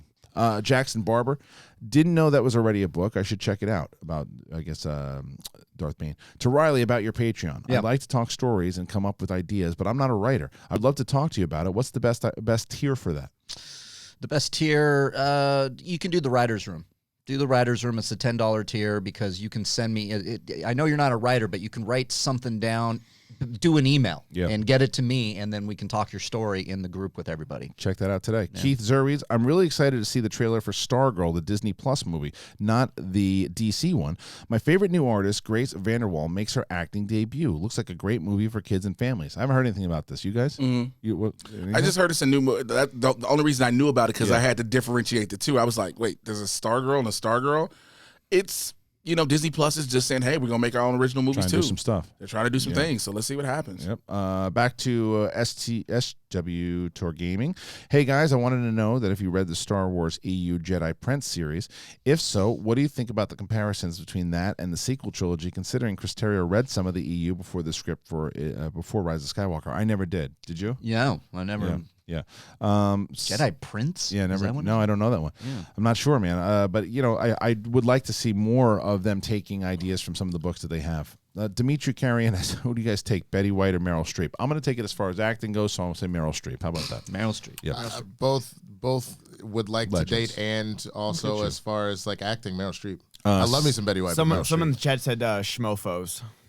Yeah, it's not good for kids. Silly buffoon. Kristian and the crew, do you think Kaiser is betting too heavily on rookies? He had success past seasons with Smets and Oyama, but this seems like a very, very big risk. Also, Winston, congrats on your team, and I can't wait to see what you do. Thank you. And no, so I had a very interesting moment with Robert Parker where when he was going to do his interview, I saw him, and I had one of those moments like in a movie where all of a sudden they have the flashback where you're like, it's not this, like you just have all these moments. I did the show that Robert Parker's on with his boys, Take Three. Take Three. That kid knows his shit. Oh, I know. I know you had mentioned it, but if I had realized who the fuck you were talking about. I know. But I just think because you have Smets already by taking him, I understand the strategy behind it. I get the strategy to build up the points, and then maybe whatever you do, either you trade him or you trade Smets or whatever it might be. I get it. The problem is that you're emphasizing too much points in Inner Geekdom because but he picked up a lot of rookies. And if some of these rookies turn into be stars, then he's going to look like a genius. Yeah. But if they turn out to be busts, then he's going to have a tough season. And now Kristen Stewart put in the Schmoebot and Manny being manic. Oh, by the way, if you want to find a song that will crack you up, look up "Old Dirty Bastards." You can't fuck with me. Trust me, you're welcome. I don't remember that one. Okay. Old Dirty Bastards. You remember that one? No, because it's not on Brooklyn Zoo. I don't know. Frank Torres asks, "Hey, when are you gonna have Matt Nost on as a guest? He's perfect for this format." Matt and I have been talking, and it's the same thing I told Jay. I have there's a lot of stuff going on at the moment too. So like when if people like and to Matt's credit, he has done this already. Like I need people to actually say, "Hey, can I have a spot? Can I come on?" And I go, "Yeah, you can do it." I reaching out to people and just going, "Oh, you know what? You should come on." My head goes in 100 different directions. So, but to Matt's credit, Matt has done that, and I haven't booked him, so that's on me. Okay, so I want to get to the super chats. Don't send any more Streamlabs for now, please, because I want to try to lock down these super chats before we get out of here. And then NFL Caleb says, "What will it take for a live event in Vegas?" It's the same thing when you go to schmoedownlive.com. First of all, we're going to lose Finstock if we go to Vegas. You know what I'm saying? Kaiser, yeah. But if you go to the schmoedownlive.com and request your city, it's something. But it's just so much. There's so much competition in Vegas right now. It's like there's so many things to do. You just can't do it near the Strip, right? You got to do it in Vegas. Yeah, I don't know about that one. So it's just going to be hard to do. PC. Great draft. Everyone should watch it. Thank you, Kristian. Thank you, guys. Matthias Polacco. Kristian, please make Winston and the guys watch that video I made with Morgan Freeman as Jar Jar. Yeah, so he took. Did you see it? Yeah, he took. Which one? The one where he's walking through the swamp? There, a bunch of people made some, but Yeah. Matthias is the one who used to do stuff for us at Collider Live. Yeah. And he basically took out all of our laughter and just put the audio in. It's perfect. Yeah, it's really good. PC. Oh, yeah, R.I.P. Rocky Johnson. Yeah. So Rocky Johnson Dude, passed yesterday. that was something I feel bad. We didn't mention that. Like that I'm is glad that you brought it up. Thank Soul you. Man Rocky Johnson, The Rock's father, Yeah, man. former tag champs, world tag champs with Tony Atlas, like It's only 75. 75, Yeah, one of the young. pioneer black wrestlers. Yeah. Like a lot of people didn't give him that much credit. People were like, oh yeah, that's just Rock's dad. But like, Soul Man Rocky Johnson was a formidable foe in the ring. Like he really set the bar and opened the door for a lot of wrestlers that came behind him. So my condolences out to his family. And not even for the obvious reason, but without Rocky Johnson, there's no Rock. And I don't mean it for the obvious reason. I'm saying more so because the reason he got his shot, the reason he did his thing is The Rock, that is because his dad was such a pioneer of the sport. And there was a lot on his shoulder that he had to make it his own. Because they tried to give him his grandfather at first. They tried to give him High Chief PMRV, and he was like, I can't be my granddad. Let me be my own thing, but I'll take it from my dad. Yeah. And he did. That's exactly what. So, yeah, RIP to and condolences to The Rock and his family. Yes. Really, really tough time. Thunder Wolf, Bad Boys for Life is the best movie of the decade. Well, I mean, so far, you might be right. That's not bad. Brandon Ninja, the better fantasy, Lord of the Rings or Game of Thrones? Lord of the Rings. Lord of the Rings. Hands down. If you're talking fantasy, it has to be Lord of the Rings. They're both fantasy. But if you're talking like fantasy elements, like invisible rings and well, there's dragons and and magic. You have dragons, dark magic, and ice zombies. But Lord of the Rings, elves, dwarves, magic swords, wizards, double wizards, like Greater White, right? Talking trees. Like, all right. Well, yeah, I'd say everything everyone says Lord of the Rings. Othello, thoughts on the Astros cheating to win the 2017 World Series? Yeah, that's how they had to do it. They couldn't do it. the title. Yeah. But you know what's so interesting is that Yanks should have had it. I wonder about that. But that was something that Max Kellerman brought up on First Take, is he was like, people want to immediately go, well, just give the title to the Dodgers because of that. But it's like, well, wait a minute. The Astros clearly were cheating against the Yankees as well, because the games against the Yankees would be like 2-1, but then you go to Houston, it's like 8-0. So the question is, was it really should have been a Yankees-Dodgers World Series and stuff like that? It goes. That's why you just vacated. You just vacated. Yeah. Because it goes to that, like you just said, it goes too much. You vacate. Too many variables. They're all skunks. Too many. I was wondering, when I said I hated the Astros, and everyone was like, see? Well, I hated them because they just were racist. That was good. They also have that going for them. Racism will take precedent over a lot. I haven't gotten one text about this from Brad Gilmore, by the way. Brad Gilmore texts me every day about the draft and everything too. I haven't heard a single thing about this. Maybe in the beginning when we got it, when we signed what's his face, but that was about it. Like, hey, so not listen, how's the weather? Yeah, I haven't heard a thing about it. Where are you now, boat? He's sinking. That's what he's doing. He's sinking shit. That's right. Okay, let's see. So now we have Knight Rider. Since Biggie got got inducted and referenced Elastigirl, I wouldn't give a F if she's pregnant. She needs baby rings and mom's #1 pendant. Oh, okay. This is from a Biggie line. It makes sense. Elastigirl. How do I get that first? Yeah. How do I get that first? This is the way you read it. It was the way you read it. Because you could see it, and the way you read it, I was like, "What the fuck is this?" Yeah, that's true. It was the way you read it. Hold on, I'll do it a little more hip. Since Biggie got introduced and referenced Elastigirl, I wouldn't give him if she's pregnant. She needs baby rings and the mom's #1 pendant. I mean, I almost got that more. That's good. Haskell 420, Nerd Chronic. He just dropped an MTS 2020 draft team corruption video. Man, the promo vids we're going to get for the MTS and corruption are going to be awesome. Yeah. Well, Nerd Chronic, who was drafted, better be doing that for all of them and not just his faction, because that's when we get into problems. Bert Kursker, with the draft behind us, go Dungeon. Which belt is the most likely to change hands first? And will Yodi challenge for the Star Wars belt? Well, let's go to that first. Would you challenge for the Star Wars belt? Oh, God, not right now. Not right now. First title to change hands. We got Smets, Bateman, Founding Fathers. Alex Damon, who loses first. I think Bateman loses his belt first. And the only reason why, that #1 contender match, any of the three of the kid is going to have the hardest chance, I think. Yeah. But Bibbs, after what happened, I think was angry, and then Dan Murrell. Dan Murrell, right? So if either of those, if any of the three can potentially do remember, it, but he beat Bibby on his ass. I'm aware, but that's probably why I think, especially now on top of that, with Coy kind of helping calm him down. Bateman. I think Bateman is most ripe to get the belt taken. Founding Fathers. Yeah, because Roka can be shook.